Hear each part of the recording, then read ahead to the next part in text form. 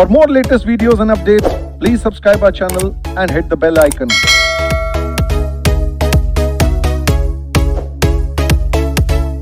Hope आप सब बहुत अच्छे होंगे। मैं बता दूं मैं भी बहुत बढ़िया हूं बच्चों।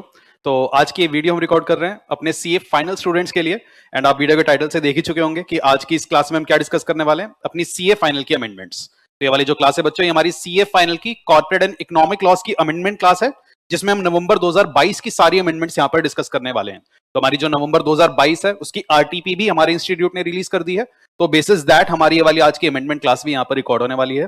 क्लास कैसे चलेगी एंड क्लास स्टार्ट करने से पहले मैं कुछ बातें बस ब्रीफ कर देता हूं फटाफट से, ताकि आपको क्लास देखने में कोई भी दिक्कत ना आए। पहली बात, जिस भी बच्चे ने हमारा जीडीपीडी क्लासेस परचेज करी थी सीए फाइनल की, तो हमारा एक बैच था जो मार्च 2022 में, इसी साल मार्च 2022 में ही कंप्लीट हुआ था। तो उस वाले बैच में मैंने आपको कहा था कि उस बैच में मैंने आपको मई 2022 तक की सारी अमेंडमेंट्स कवर करवाई हैं। तो वो सारे स्टूडेंट्स, मतलब जिसने भी वो वाली क्लासेस बाय करी हैं, उनको आज वाली ये क्लास देखनी रहेगी। तो जितने भी बच्चे हमसे पढ़े और हमारी गूगल ड्राइव या पेन ड्राइव क्लासेस परचेज करी हैं, this class is for them. बाकी अगर कोई बच्चा मेरे से नहीं भी पढ़ा और नवंबर 22 की अमेंडमेंट्स देखना चाह रहा है, आप भी एक वीडियो देख सकते हैं। आई एम प्रीटी श्योर कि ये वीडियो आपके लिए भी बहुत ज्यादा हेल्पफुल रहने वाली है। तो सबसे पहली बात जो मैं यहाँ पर क्लैरिफाई करना चाहूंगा, आज की इस अमेंडमेंट क्लास को रन करने के लिए हम ये वाला एक डॉक्यूमेंट इस्तेमाल करने वाले हैं। तो जिस भी स्टूडेंट को ये वाला डॉक्यूमेंट चाहिएगा, आप इसी वीडियो के डिस्क्रिप्शन में मेरे टेलीग्राम चैनल का एक लिंक आ रहा होगा, उस लिंक पर जाना। आप जैसे ही उस लिंक पर क्लिक करेंगे, डायरेक्टली आप इन अमेंडमेंट नोट्स पर पहुंच जाएंगे। तो ये जो अमेंडमेंट नोट्स मैंने प्रिपेयर करी हैं, आई वुड से कि आप ये वाले नोट्स जरूर डाउनलोड करके रखें क्लास देखने से पहले, क्योंकि इन नोट्स के बिना ये क्लास समझने में आपको थोड़ी सी दिक्कत जरूर आएगी। तो हमारी वीडियो के डिस्क्रिप्शन बॉक्स में आपको मेरे टेलीग्राम चैनल का लिंक मिलेगा। टेलीग्राम चैनल का नाम है CA_law_हर्ष गुप्ता। तो आप उस लिंक पर क्लिक करेंगे, डायरेक्टली आप यहां पर पहुंच जाएंगे। And for ease of your reference, जो हमारी इंस्टीट्यूट ने नवंबर 22 की आरटीपी रिलीज करी हुई है, इवन उसका भी लिंक मैंने आपको वीडियो के डिस्क्रिप्शन में दे रखा है। आप वो आरटीपी चाहें तो इंस्टीट्यूट की वेबसाइट से डाउनलोड कर सकते हैं, वरना आपको एक लिंक मिल रहा होगा, आप उस पर क्लिक करना तो आपको भी ये वाली आरटीपी वहां से मिल जाएगी। तो फर्स्ट थिंग फर्स्ट, ये amendment notes and RTP you can access from the links given in the description box. Coming down to the second caveat, class पर जाने से पहले बस दूसरी बात कि ये वाली जो क्लास है बच्चों, ये हमारी नवंबर 2022 की अमेंडमेंट क्लास है। तो इस क्लास में मेरा एक प्रिजम्पशन क्या रहेगा कि आपने मई 2022 तक की सारी अमेंडमेंट्स पढ़ रखी हैं। तो जो हमारा मई 2022 अटेम्प्ट होता है बच्चों, मई 2022 अटेम्प्ट के लिए आपकी जो अमेंडमेंट्स आती थी वो आती थी 31 अक्टूबर 2021 तक की। तो इस वीडियो में मैं प्रिजम्पशन क्या लेकर चल रहा हूं कि वीडियो देखने से पहले आपने 31 अक्टूबर 2021 इस दिन तक की सारी अमेंडमेंट्स कर रखी हैं। एंड इन दिस वीडियो हम इस दिन से लेकर, दैट इज 1 नवंबर 2021 से लेकर 30 अप्रैल 2022, इन 6 मंथ्स की अमेंडमेंट हम डिस्कस करने वाले हैं।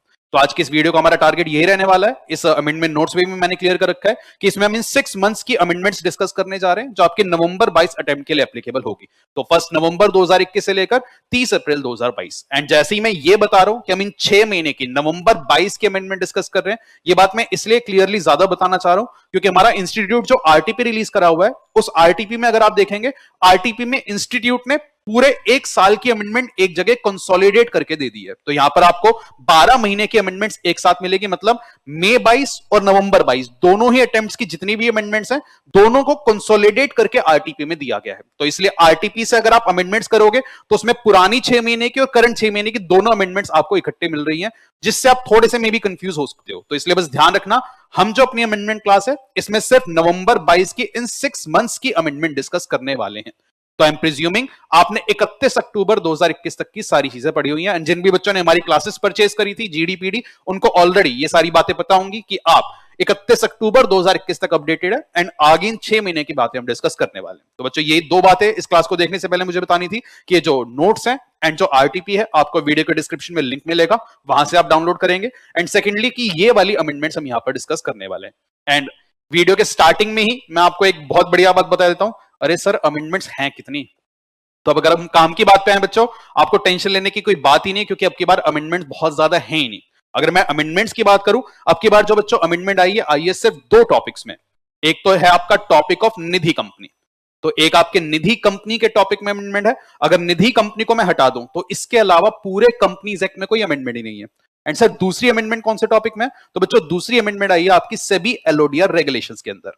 तो बस यही वो दो टॉपिक्स हैं जिनमें इंस्टीट्यूट ने या लॉ मेकर ने मैं कहूंगा अमेंडमेंट्स करी हैं, एंड यही दो टॉपिक्स की अमेंडमेंट्स आज की इस क्लास में हम पढ़ने वाले हैं। सर इसके अलावा जो बाकी का पूरा कंपनीज एक्ट बच गया, जो सेबी एक्ट बच गया, इकोनॉमिक लॉज बच गए, क्या कहीं पर भी कोई भी अमेंडमेंट नहीं बच्चों? तो आपको बस यही दो टॉपिक्स की अमेंडमेंट्स पढ़नी है। इसके अलावा और कोई भी अमेंडमेंट्स आपके नवंबर 22 अटेम्प्ट के लिए यहां पर एप्लीकेबल नहीं होने वाली है। तो ये दो टॉपिक्स की अमेंडमेंट बच्चों हम डिस्कस करेंगे। सर टॉपिक तो आप दो कह रहे हो, पर ये आपके अमेंडमेंट नोट्स हैं 10 पेज के। तो बच्चों इसको देख के डर मत जाना, ठीक?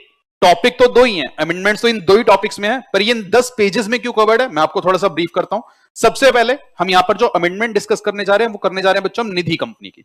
अब बच्चों जो निधि कंपनी के टॉपिक में अमेंडमेंट्स आई हैं, अमेंडमेंट्स अनडाउटेडली बहुत सब्सटेंशियल हैं, काफी सिग्निफिकेंट चेंजेस निधि कंपनी के टॉपिक में किए गए हैं।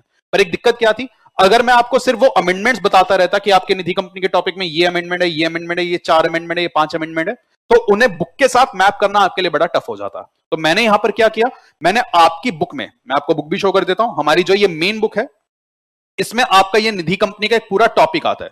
तो जो निधि कंपनी का पूरा टॉपिक है ये मैंने अमेंडमेंट नोट्स में दोबारा से कर दिया रिप्रोड्यूस। तो बच्चों ये आपकी जो मेन बुक है इसमें एक चैप्टर नंबर 9 है, वहां पर आपका मिसलेनियस में एक टॉपिक आता है निधि कंपनी का। तो आपका जो ये निधि कंपनी का पूरा टॉपिक है मैंने इन अमेंडमेंट नोट्स में एज इट इज रिप्रोड्यूस कर दिया है, एंड जहां जहां अमेंडमेंट्स आई हैं इन टॉपिक में उन अमेंडमेंट्स को मैंने अलग से कर दिया है हाईलाइट। तो अब होगा क्या इससे कि आपकी बुक में जो निधि कंपनी का पूरा टॉपिक है यहां पर रिप्रोड्यूस्ड है, तो आप इन अमेंडमेंट नोट से आगे से निधि कंपनी का टॉपिक पढ़ेंगे, आपको मेन बुक से अलग से निधि कंपनी का टॉपिक देखने की जरूरत नहीं है। तो जिस भी बच्चे के पास हमारी बुक है या नहीं है does not make a difference, आप यहां से निधि कंपनी का टॉपिक आज के बाद पढ़ सकते हो। बाकी अगर कोई बच्चा ये कहता है नहीं सर मुझे तो मेन बुक ही चाहिए साथ में, तो फिर आप इन अमेंडमेंट नोट से अपनी मेन बुक में स्क्रिबल करके ये सारी अमेंडमेंट्स जॉट डाउन भी कर सकते हो। तो इसलिए देखने में आपको लग रहा होगा कि यहां पर अमेंडमेंट ज्यादा है, अमेंडमेंट्स अदर वे अराउंड बहुत ज्यादा निधि कंपनी में नहीं आई है। तो यहां पर एक चीज का ध्यान रखना बच्चों कि मैंने निधि कंपनी का पूरा टॉपिक यहां पर रिप्रोड्यूस कर दिया है, एंड जो मेन अमेंडमेंट्स है वो यहां पर रेड में हाईलाइटेड है जिससे आपको समझने में दिक्कत ना आए। तो विदाउट एनी फर्दर अडू बच्चों हम आज की क्लास का पहला टॉपिक डिस्कस करना स्टार्ट करते हैं, and that is the topic of Nidhi company. और देखते हैं निधि कंपनी के टॉपिक में क्या क्या अमेंडमेंट्स यहां पर लॉ मेकर ने करी हैं। बच्चों these amendments are going to be very important because काफी सब्सटेंशियल अमेंडमेंट्स यहां पर आए, तो आप ध्यान से समझिएगा। तो बच्चों हमारा एक निधि कंपनी का टॉपिक आता है, तो कंपनीज एक्ट में आपको पता है एक सेक्शन 406 है 406 जिसमें निधि कंपनी को डिफाइन किया गया। अगर मैं इस सेक्शन की बात करूं बच्चों, इस सेक्शन के अंदर कोई भी अमेंडमेंट नहीं है, यहां पर आपको अलग से रेड में कुछ भी हाईलाइटेड नहीं मिलेगा। तो सर अमेंडमेंट्स आई कहां पर है? तो बच्चों अमेंडमेंट्स आई हैं आपकी निधि कंपनी के रूल्स में। तो आपके सिलेबस में एक निधि रूल्स 2014 है, तो हमारे लॉ मेकर ने एक निधि अमेंडमेंट रूल्स 2022 किए इंट्रोड्यूस। तो हमारे लॉ मेकर एक निधि अमेंडमेंट रूल्स 2022 लेकर के आए थे, और बच्चों ये जो अमेंडमेंट रूल्स थे ये आए हैं आपके 19 अप्रैल 2022। ये डेट मैं स्पेसिफिकली इसलिए बता रहा हूं क्योंकि ये डेट आज की इस क्लास में काफी इंपॉर्टेंट रहने वाली है। तो निधि कंपनी के बच्चों रूल्स हैं उनमें 19 अप्रैल 2022 इसी साल 19 अप्रैल को कुछ अमेंडमेंट्स लाई गई जिसकी वजह से निधि कंपनी का जो टॉपिक है काफी सब्सटेंशियली हो गया है चेंज। तो आप बस ध्यान रखना जितनी भी अमेंडमेंट्स हम निधि कंपनी के पढ़ने जा रहे हैं वो इस डेट से आई है 19 अप्रैल 2022। तो बच्चों आपकी कंपनी में निधि रूल्स का एक टॉपिक था, तो एक एक करके हम सारी अमेंडमेंट समझते हैं। तो बच्चों यार निधि रूल्स में सबसे पहली बात आती थी डिक्लेरेशन ऑफ निधिस की। तो अगर आपको ध्यान हो तो हमने एक चीज क्या समझी थी, तो हमने एक बात समझी थी जी आज के दिन में हम निधि कंपनी कैसे बनते हैं। तो हम अपनी कंपनी को करते हैं इनकॉर्पोरेट। कंपनी इनकॉर्पोरेट करने के बाद हमें 1 साल का टाइम दिया जाता था। इस 1 साल के टाइम में हमें क्या करना होता था, minimum capital, minimum net own funds, minimum members, deposits. तो निधि कंपनी की जो काफी सारी रिक्वायरमेंट्स है उन रिक्वायरमेंट्स को हम इस 1 साल में मीट करते थे। सर अगर 1 साल में मीट नहीं कर पाते थे तो हमें आरडी से यहां पर 1 साल का एक्सटेंशन भी मिला करता था। और जैसे ही हम ये निधि कंपनी बनने की रिक्वायरमेंट्स मीट कर लेते थे 1 साल के अंदर, उसके अगले 60 डेज में हम आरडी के पास जाते थे और आरडी से कहते थे देखो देखो आरडी मैंने ना निधि कंपनी बनने के लिए जो जो मेन रिक्वायरमेंट्स है सारी पूरी कर ली है, तो कृपया अब आप मुझे निधि कंपनी का टैग प्रोवाइड कर दीजिए। तो पहले लॉ यही कहता था भाई कि जितनी भी निधि कंपनीज हैं उन्हें 1 ईयर ऑफ इनकॉर्पोरेशन या अगर आपको आरडी से 1 साल का एक्सटेंशन मिल जाए, ये टाइम एक्सपायर होने के 60 दिन के अंदर अंदर आपको एक डिक्लेरेशन फाइल करनी पड़ेगी निधि कंपनी बनने के लिए। तो हम यहां पर एक फॉर्म एनडीएच 4 में डिक्लेरेशन फाइल किया करते थे, क्योंकि बच्चों ये जो प्रोसीजर है ये प्रोसीजर अब हो गया है पूरा का पूरा चेंज। तो ये जो प्रोसीजर है ये प्रोसीजर 19 अप्रैल 2022 से पहले वाली निधि कंपनीज के लिए चला करता था। अब 19 अप्रैल 2022 जो निधि अमेंडमेंट रूल्स 2022 आए उन्होंने निधि कंपनी बनने का जो पूरा प्रोसीजर है उसे ही बदल डाला, और आज के बाद 19 अप्रैल 2022 इस दिन या इस दिन के बाद अगर कोई भी कंपनी निधि कंपनी बनना चाहती है तो ये वाला प्रोसीजर उस पर अप्लाई नहीं करेगा। ये जो एक साल के बाद 60 डेज की टाइमलाइन, ये सारी जो टाइमलाइंस थी बच्चों, ये अब पूरी तरीके से हो गई हैं चेंज। तो वो नई टाइमलाइंस हम पढ़ने जा रहे हैं कि आज के दिन में अगर कोई पब्लिक कंपनी 19 अप्रैल 2022 या इसके बाद निधि कंपनी बनना चाहती है तो उसे क्या प्रोसीजर फॉलो करना पड़ेगा निधि कंपनी बनने के लिए। अब हम उस टॉपिक पर आ गए। तो बच्चों यहां पर एक अमेंडमेंट लाई गई और इसका सब रूल 1 क्या कह रहा है भाई, on and after the commencement of Nidhi amendment rules 2022। और जैसा मैंने बताया बच्चों, ये रूल्स किस दिन आए हैं, 19 अप्रैल 2022। दैट इज 19 अप्रैल या इसके बाद अगर कोई भी पब्लिक कंपनी डिजायरस है निधि कंपनी बनने के लिए, that is any public company desirous to be declared as a Nidhi shall apply in form NDH4 within a period of 120 days of its incorporation for declaration as nidhi if it fulfills the following conditions namely। तो बच्चों यहां पर दो अच्छे change आए। सबसे पहली बात, जो पहले बड़ा कंफ्यूजिंग सा एक टाइमलाइन होता था कि एक साल के बाद 60 दिन या एक साल का और एक्सटेंशन मिल जाएगा फिर 60 दिन, वो सब हटा दिया गया और अब सिंपली क्या बोला गया कि जी आज के दिन में अगर कोई भी पब्लिक कंपनी निधि कंपनी बनना चाहती है तो आपको निधि कंपनी बनने के लिए एक डिक्लेरेशन फाइल करना होगा। और अब ये डिक्लेरेशन कितने दिन में फाइल होगा, within 120 days from the date of your incorporation. That is अब वो एक साल का एक्सटेंशन लेकर एक साल और फिर 60 डेज, वो सारी टाइमलाइन हट गई। और अब लॉ मेकर ने सीधा सीधा क्या लिख दिया कि जी कोई भी पब्लिक कंपनी अगर निधि कंपनी बनना चाहती है उसे इनकॉर्पोरेट होते ही 120 डेज के अंदर अंदर एक डिक्लेरेशन फाइल करनी होगी फॉर्म NDH4 में। और अब की बार आप जो डिक्लेरेशन फाइल करेंगे, ये डिक्लेरेशन फाइल करते हुए पब्लिक कंपनी क्या बताएगी, पब्लिक कंपनी डिक्लेरेशन फाइल करेगी पहली बात तो किसके पास बच्चों, सेंट्रल गवर्नमेंट के पास। तो आप सेंट्रल गवर्नमेंट के पास ये डिक्लेरेशन फाइल करना और सीजी से कहना देखो सीजी, मैं एक नॉर्मल पब्लिक कंपनी थी, मुझे पता है मेरे पास 120 दिन थे, तो इन 120 दिन में मैंने निधि कंपनी बनने की ये दो रिक्वायरमेंट्स पूरी कर ली। तो पहले लॉ मेकर क्या कहता था, निधि कंपनी बनने की जितनी भी रिक्वायरमेंट्स आप एक साल में पूरा करिए, वहां पर रिक्वायरमेंट्स को स्पेसिफिकली डिफाइन नहीं किया गया। पर अब लॉ मेकर ने वो भी डिफाइन कर दिया कि जी इन 120 दिन में इस पब्लिक कंपनी को अगर निधि कंपनी बनना है तो ये दो रिक्वायरमेंट्स पूरी होनी चाहिए। सबसे पहली रिक्वायरमेंट क्या कि जी आपके कम से कम 200 मेंबर होने चाहिए। पहले भी 200 हुआ करते थे, आज भी 200 है, पर ये वाली रिक्वायरमेंट आपको विद इन 120 डेज पूरा करनी होगी। दैट इज आज आप एक पब्लिक कंपनी इनकॉर्पोरेट करिए, विद इन 120 डेज आप 200 मेंबर्स को इकट्ठा कर लीजिए एंड साथ ही साथ आपके नेट ओन फंड्स कितने होने चाहिए, 20 लाख के। तो आपके जो नेट ओन फंड्स है, आप 20 लाख रुपए के नेट ओन फंड्स इकट्ठा करिए। अगर आप ये दोनों रिक्वायरमेंट्स पूरी कर जाते हैं तब आप एक फॉर्म NDH4 120 दिन में सेंट्रल गवर्नमेंट के पास फाइल करना। दैट इज बच्चों, अगर मैं सिंपली बोलूं 19 अप्रैल 2022 या इसके बाद अगर कोई भी पब्लिक कंपनी निधि कंपनी बनना चाहती है तो आप एक पब्लिक कंपनी को पहले इनकॉर्पोरेट करेंगे।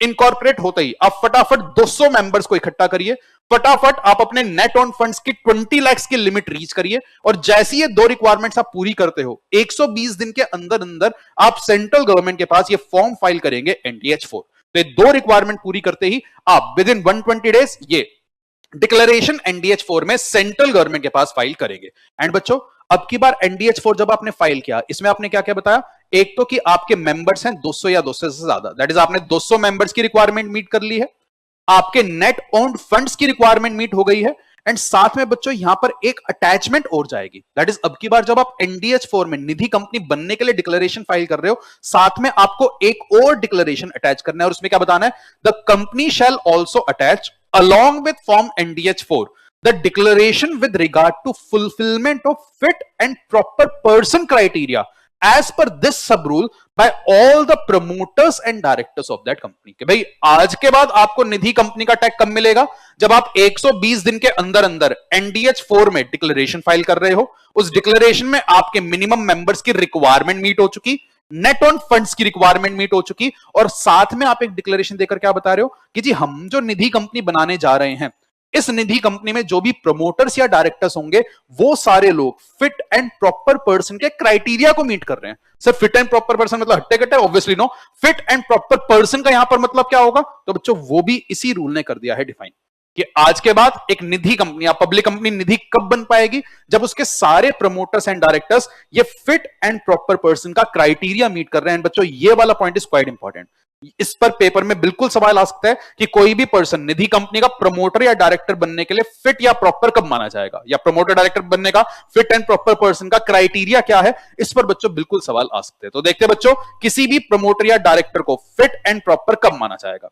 तो सब रूल 3 क्या बता रहे हैं भाई, for the purpose of determining as to whether any promoter और director is fit and proper person, the following shall be taken into account. The namely, पहली बात क्या कह रहे हैं भाई, the integrity, honesty, ethical behaviour, reputation, fairness and character of the person. जी आप देखिए कि वो सत्यवादी हो, सत्यनिष्ठ हो, बेसिक इंटीग्रिटी ऑनेस्टी के क्राइटेरिया को मीट करता हो। सर बेसिक इंटीग्रिटी ऑनेस्टी के क्राइटेरिया को कौन लोग मीट नहीं करते? फॉर एग्जांपल विजय माल्या, नीरव मोदी, ये लोग पता है जी, ये लोग ऑनेस्ट नहीं है। तो आप देखते ही देखिए कि वो जो प्रमोटर एंड डायरेक्टर है इंटीग्रिटी वाला पर्सन हो, ऑनेस्ट हो, एथिकल बिहेवियर हो, अच्छी रेपुटेशन का हो। ये पहली बात। चलो सर ये तो सिंपल सा पॉइंट है।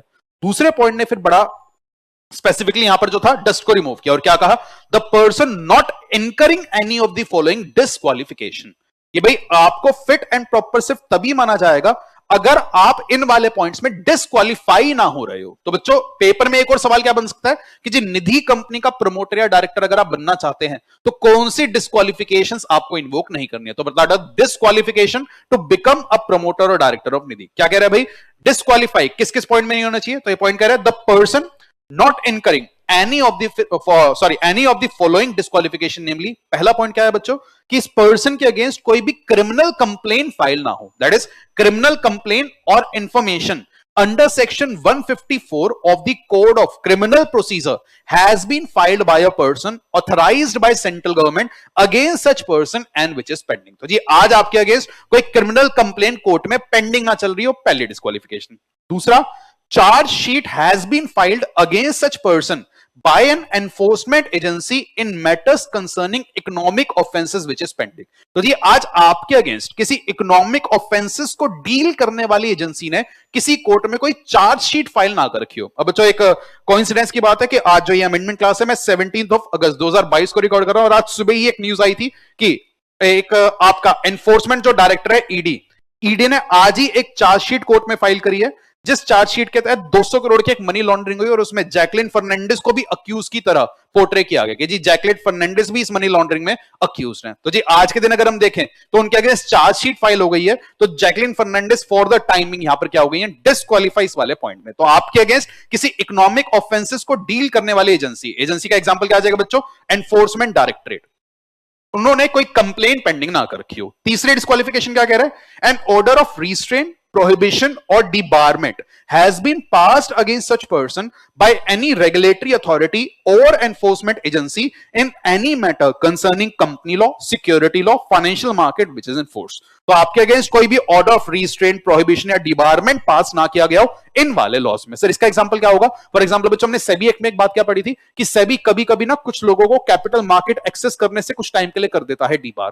तो अगर सेबी ने किसी को डीबार कर रखा है, फॉर एग्जांपल विजय माल्या जैसे डीबार है, पीछे अनिल अंबानी को भी डीबार किया गया था, तो अगर आपको इस तरीके से डीबार कर दिया जाएगा तो उस केस में आप फिट एंड प्रॉपर पर्सन नहीं कहलाएंगे। चौथा पॉइंट क्या कह रहा है भाई, an order of conviction has been passed against such person by a court for any offence involving moral turpitude. तो जी आज अगर किसी भी कोर्ट ने आपको मॉरल टर्पिट्यूड के ऑफेंस के लिए दोषी पाया, सर मॉरल टर्पिट्यूड का एग्जांपल फॉर एग्जांपल मर्डर, तो उस केस में आप फिट एंड प्रॉपर नहीं कहलाएंगे। अगला पॉइंट क्या कह रहे हैं भाई, such a person has been declared insolvent and has not been discharge, that is आप एक अनडिस्चार्ज इंसॉल्वेंट अगर हैं तो भी आप फिट एंड प्रॉपर नहीं है। अगला पॉइंट क्या कह रहे हैं भाई, अगर आपको किसी कोर्ट ने अनसाउंड माइंड का पाया तो भी आप डिस्क्वालीफाइड है। अगला point, such person has been categorised as wilful defaulter, कि जी पैसा होने के बावजूद आपने बैंकों का पैसा नहीं चुकाया, you are a wilful defaulter, उस केस में भी आप हो जाएंगे फिट एंड प्रॉपर पर्सन का क्राइटेरिया मीट करने से डिस्क्वालीफाई। अगला पॉइंट क्या कह रहा है भाई, अगर आप है फ्यूजिटिव इकोनॉमिक ऑफेंडर, मतलब आप पैसा लेकर भागे, आपने इकोनॉमिक ऑफेंस किया हुआ है, for example Vijay Mallya, for example Nirav Modi, ये सारे लोगों ने बच्चों फ्यूजिटिव इकोनॉमिक ऑफेंडर कि आपने इकोनॉमिक ऑफेंस किया, बैंकों का पैसा लेकर रफू चक्कर हो गए, तो उस केस में भी आप फिट एंड प्रॉपर नहीं कहलाएंगे। And lastly, such person is a director in 5 और more companies incorporated as Nidhi. तो ध्यान रखना बच्चों, आज कोई भी पर्सन मैक्सिमम कितनी कंपनीज में, मैक्सिमम कितनी निधि कंपनीज में डायरेक्टर बन पाएगा, 5।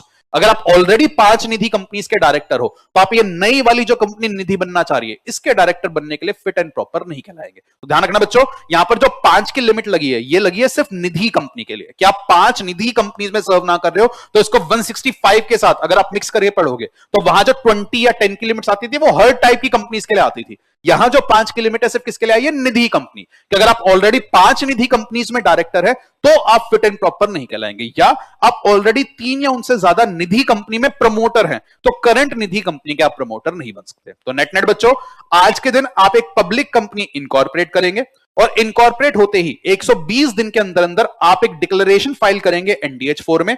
इस डिक्लेरेशन में आप सेंट्रल गवर्नमेंट को क्या बताएंगे कि जी हमारे मिनिमम मेंबर 200 हो गए हैं, हमारे नेट ऑन फंड्स 20 लाख के हैं, एंड हम ये डिक्लेरेशन साथ में दे रहे हैं कि हमारे जो प्रमोटर एंड डायरेक्टर हैं वो फिट एंड प्रॉपर पर्सन का ये दिया गया क्राइटेरिया मीट कर रहे हैं। अगर बच्चों ये सारी बातें मीट हो रही हैं और आप सीजी के पास गए तो अब जैसे ही आप सेंट्रल गवर्नमेंट के पास जाएंगे, लॉ मेकर ने एक और अच्छी काम क्या किया, उन्होंने सेंट्रल गवर्नमेंट को भी दे दिया एक टाइम लिमिट कि सेंट्रल गवर्नमेंट जैसे ही कोई निधि कंपनी या कोई पब्लिक कंपनी तुम्हारे पास निधि कंपनी का टैग लेने की एप्लीकेशन लेकर आ रही है, आपको उसकी एप्लीकेशन 45 दिन के अंदर अंदर करनी पड़ेगी dispose of. That is central government shell examine the application filed in form NDH 4 and convey its decision within a period of 45 days। और सर अगर सेंट्रल गवर्नमेंट ने 45 दिन के अंदर अंदर अपना डिसीजन कन्वे नहीं किया तो जी मान लिया जाएगा कि सेंट्रल गवर्नमेंट ने आपकी एप्लीकेशन कर दी है अप्रूव। और वही बात यहां पर प्रोवाइजो में लिखी गई क्या, provided that in case a decision on an application filed in form NDH 4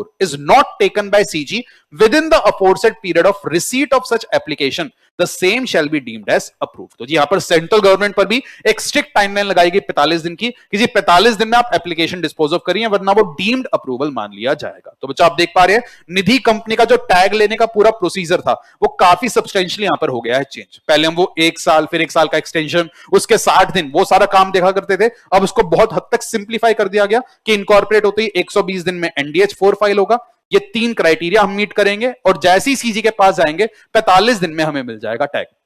और आगे कह रहे भाई, on being satisfied that company meets the requirement under sub rule 2 and 3 CG shall notify in the official gazette declaring it as a निधि। तो जी जैसी central government आपकी application approve कर रही है और अगर सीजी को लगा कि आप निधि कंपनी बनने लायक हो तो उस केस में ऑफिशियल गैजेट में एक नोटिफिकेशन आएगी और आपको निधि कंपनी का टैग मिल जाएगा। और ये नोटिफिकेशन वाली बात बच्चों आपके सेक्शन में भी लिखी हुई थी कि किसी भी निधि कंपनी को निधि माना कब जाएगा, जब सेंट्रल गवर्नमेंट आपका नाम ऑफिशियल गैजेट में निधि कंपनी की तरह कर देगी नोटिफाई। आगे कह रहे भाई सब रूल 5 में बच्चों आया एक प्रोवाइसो और इसने क्या कहा, provided that the decision of CG approving the application shall be filed by the company with registrar along with form INC 20A required under section 10A of the act। अब जो ये एक नया पॉइंट है जहां पर क्लैरिफाई करने के लिए डाला गया और ये पॉइंट आपका थोड़ा सा सीए इंटर से लिंक होता है। तो बच्चों आपके सीए इंटर लेवल पर ना कंपनीज एक्ट में एक सेक्शन आया था सेक्शन 10A। हो सकता है आप में से कुछ बच्चों ने ये सेक्शन ना पढ़ा हो क्योंकि एक नया सेक्शन था, आपने जब सीए इंटर में लॉ पढ़ा था उसके बाद इंट्रोड्यूस किया गया। ये सेक्शन किस चीज से डील करता है बच्चों, ये सेक्शन ने एक रिक्वायरमेंट ले डाउन करी थी कमेंसमेंट ऑफ बिजनेस। और इस सेक्शन ने क्या कहा भाई, आज के बाद कोई भी कंपनी मतलब चाहे पब्लिक प्राइवेट कोई भी कंपनी इनकॉर्पोरेट होते ही सीधा ना तो बिजनेस स्टार्ट कर सकती है ना ही वो कोई भी बोरोइंग कर सकती है। दैट इज आज के दिन अगर कोई भी कंपनी इनकॉर्पोरेट हो रही है, उसे अगर कोई भी बिजनेस शुरू करना है या उसे कोई भी बोरोइंग करनी है, ये करने से पहले उसे 2 काम पूरे करने पड़ेंगे। और वो 2 काम क्या थे, एक तो कंपनी आपने विद इन 30 डेज आरओसी के पास एक डिक्लेरेशन फाइल किया वो अपने रजिस्टर्ड ऑफिस का कि जी आपने अपना रजिस्टर्ड ऑफिस एस्टेब्लिश कर लिया है, उसका एक वेरिफिकेशन आरओसी के पास फाइल होता है, एक तो आपने वो किया हो और आपने इनकॉर्पोरेशन के 180 दिन के अंदर अंदर एक और डिक्लेरेशन आरओसी के पास फाइल करना होता है फॉर्म INC 20A में कि हमारे जितने भी सब्सक्राइबर टू दी मेमोरेंडम है, उन्होंने मेमोरेंडम में जितने भी शेयर्स लेना एग्री किया था, उन शेयर्स पर उन्होंने सारा पैसा पे कर दिया है। अगर बच्चे ये पॉइंट आपने पढ़ रखा है वेल एंड गुड, नहीं पढ़ा तो मोटा मोटा ये पॉइंट ये कहता था कि हर कंपनी को आज के दिन में इनकॉर्पोरेशन के जस्ट बाद बिजनेस स्टार्ट करना अलाउड नहीं है, ना ही कोई बोरोइंग करना अलाउड है। ये काम आप सिर्फ कब कर पाओगे, जब आप एक तो 30 दिन में अपने रजिस्टर्ड ऑफिस का वेरिफिकेशन फाइल करें और विद इन 180 डेज ऑफ इनकॉर्पोरेशन कंपनी एक फॉर्म फाइल करके क्या बताती है कि हमारे जितने भी सब्सक्राइबर्स टू मेमोरेंडम है, उन्होंने मेमोरेंडम में जितने भी शेयर सब्सक्रिप्शन क्लॉज में लेना एग्री किया था, उस पर उन्होंने सारा पैसा पे कर दिया है। तो बच्चों ये 180 डेज में डिक्लेरेशन जाती है। तो यहां पर ये पॉइंट क्या कह रहा है कि अगर आप एक निधि कंपनी हो तो जब निधि कंपनी ये आईएनसी 20A की डिक्लेरेशन फाइल करेगी ना आरओसी के पास, उस डिक्लेरेशन के साथ वो आरओसी को क्या बताएगी कि आरओसी आप चिंता मत करो, हमें पता है हम निधि कंपनी और हमें सीजी से ना अप्रूवल लेना होता है, तो हमें सीजी का अप्रूवल भी मिल चुका है। तो निधि कंपनी ने किया क्या होगा बच्चों, इनकॉर्पोरेशन के 120 दिन में वो सीजी के पास गए होंगे, सीजी का अप्रूवल 45 डेज में आ गया होगा, और अब यहीं से विद इन 180 डेज ये कंपनी डिक्लेरेशन फाइल कर रही होगी आईएनसी 20A में। तो इस डिक्लेरेशन में साथ में वो क्या बता देगी कि आरओसी आप चिंता मत करो, सेंट्रल गवर्नमेंट की तरफ से भी हमें निधि कंपनी बनने का अप्रूवल मिल चुका है। तो ये वही वाली रिक्वायरमेंट यहां पर आई कि आप जब with in 180 days of incorporation section 10A में आईएनसी 20A फाइल करेंगे, उसमें भी आप आरओसी को ये वाली बात बताइएगा। एंड आगे कह रहे भाई, provided further that company shall commence its business only once the decision of CG approving its application has been obtained from central government. कि भाई निधि कंपनी आप काम धंधा सिर्फ तभी शुरू कर पाओगे जब सीजी का अप्रूवल मिल जाएगा। और बच्चों अगर इस पॉइंट को हम सेक्शन 10A के साथ लिंक कर पढ़ें तो आप टेक्निकली अपना बिजनेस कब स्टार्ट कर पाओगे, जब सीजी से अप्रूवल भी आ जाएगा और आप आईएनसी 20A की डिक्लेरेशन भी आरओसी के पास फाइल कर चुके होगे, उसके बाद you can start your business. उसके बाद बच्चों एक सब रूल 6 आया, उसने बस क्या कहा, in case the company does not comply with the requirement of sub rule 1 of this rule, it shall not be allowed to file form SH7 and form PAS3 with ROC। तो भाई उस case में आप कोई भी नया share issue नहीं कर पाओगे, अपनी शेयर कैपिटल को ऑल्टर नहीं कर पाओगे अगर आपने ये वाला क्राइटेरिया मीट नहीं किया। तो बच्चों ये एक अमेंडमेंट आई है यहां पर निधि कंपनी के टॉपिक में, जहां पर निधि कंपनी के टैग लेने का पूरा प्रोसीजर ही यहां पर बदल गया है, सारी की सारी टाइमलाइंस ही यहां पर चेंज हो गई है। तो सर अगर पेपर में ये क्वेश्चन आए कि 19 अप्रैल से पहले का क्राइटेरिया क्या था, आप लिख देंगे। अगर पेपर में सवाल है 19 अप्रैल के बाद का क्राइटेरिया क्या है, आप लिख देंगे। पर अगर पेपर में ऐसा निधि कंपनी बनने का प्रोसीजर क्या है और ये नहीं बता रहा कौन से निधि कंपनी का, नए वाला या पुराना, तो मोस्ट लॉजिकल क्या है बच्चों, उस केस में आप नया वाला प्रोसीजर लिख करके आना। तो अगर पेपर में वो सिंपली आपसे पूछता है कि निधि कंपनी का टैग ऑब्टेन करने का प्रोसीजर क्या है, तो आप ये नया वाला क्राइटेरिया वहां पर मेंशन करके आएंगे। तो बच्चों ये एक अमेंडमेंट है जो यहां पर निधि कंपनी के टॉपिक में आई। अगली अमेंडमेंट की अगर हम बात करें बच्चों, तो यहां पर इनकॉर्पोरेशन से जुड़े हुए कुछ मैटर्स थे कि निधि कंपनी बाय नेचर हमेशा पब्लिक कंपनी होती है, पहले भी सेम था आज भी सेम है। एक चेंज और एक सिग्निफिकेंट चेंज जो यहां पर आया क्या है बच्चों, कि पहले निधि कंपनी की मिनिमम पेड अप कैपिटल की रिक्वायरमेंट थी 5 लाख, अब उसे चेंज करके कितना कर दिया गया बच्चों, 10 लाख। तो जो निधि कंपनी की मिनिमम पेड अप कैपिटल की रिक्वायरमेंट थी 5 लाख, उसे चेंज करके अब कितना कर दिया गया है, 10 लाख। और सर जो एग्जिस्टिंग कंपनीज है, नई कंपनी की तो चलो पेड अप कैपिटल 10 लाख हो जाएंगी, जो पुरानी निधि है क्या उन्हें 19 अप्रैल अमेंडमेंट आते ही बढ़ानी, नहीं, उनको 18 महीने का यहां पर एक ट्रांजिशन पीरियड दिया गया। तो जी जितनी भी एग्जिस्टिंग कंपनीज है उन्हें पेड अप कैपिटल इंक्रीज करने के लिए 18 मंथ्स का टाइम यहां पर दिया गया। तो नई कंपनी की तो पेड अप कैपिटल 10 लाख ही होनी चाहिए, एग्जिस्टिंग कंपनी को 18 मंथ्स का टाइम यहां पर दिया गया। बाकी बातें सेम है कि आप इक्विटी शेयर इशू करेंगे, नॉमिनल वैल्यू 10 रुपए उससे ज्यादा होनी चाहिए, आपके नाम में निधि लिमिटेड आएगा, ये बातें आपकी बिल्कुल सेम है। शेयर कैपिटल एंड अलॉटमेंट इस वाले टॉपिक में कोई दिक्कत नहीं है, ये एज इट इज है। मेंबरशिप वाले टॉपिक में बच्चों 1-2 चेंजेस जरूर आए हैं। पहली बात, मिनिमम मेंबर्स पहले भी 200 चाहिए होते थे, अब भी 200 चाहिए, ये लोग आपके मेंबर्स नहीं बन सकते। आगे जो बच्चों यहां पर चेंज आया वो है मेंबर का। हमने एक बात कैसी की थी भाई, कोई भी पर्सन निधि कंपनी का मेंबर अगर बनना चाहता है तो ऑब्वियसली आप मेंबर हैं तो आपने उसके शेयर्स परचेज कर रखे होंगे। तो निधि कंपनी में लोग जनरली मेंबर बनते क्यों हैं, क्योंकि अगर हमें निधि कंपनी में डिपॉजिट देना है, निधि कंपनी से लोन लेना है, तो हमें उसका मेंबर होना जरूरी होता है। क्योंकि हमने क्या पढ़ा है, निधि कंपनी सिर्फ और सिर्फ अपने मेंबर को ही लोन दे सकती है और सिर्फ अपने मेंबर से ही पैसा ले सकते हैं डिपॉजिट्स के फॉर्म में। तो जी कोई भी पर्सन आज अगर निधि कंपनी को डिपॉजिट दे रहा है या उससे लोन ले रहा है, उससे पहले निधि कंपनी के ना शेयर्स खरीदने जरूरी होते हैं। सर कितने शेयर्स, ये बात ऊपर दी गई थी कि जो उस पर्सन के पास कम से कम कंपनी के 10 इक्विटी शेयर्स या उतने शेयर्स होने चाहिए जिनकी नॉमिनल वैल्यू कम से कम 100 रुपए हो।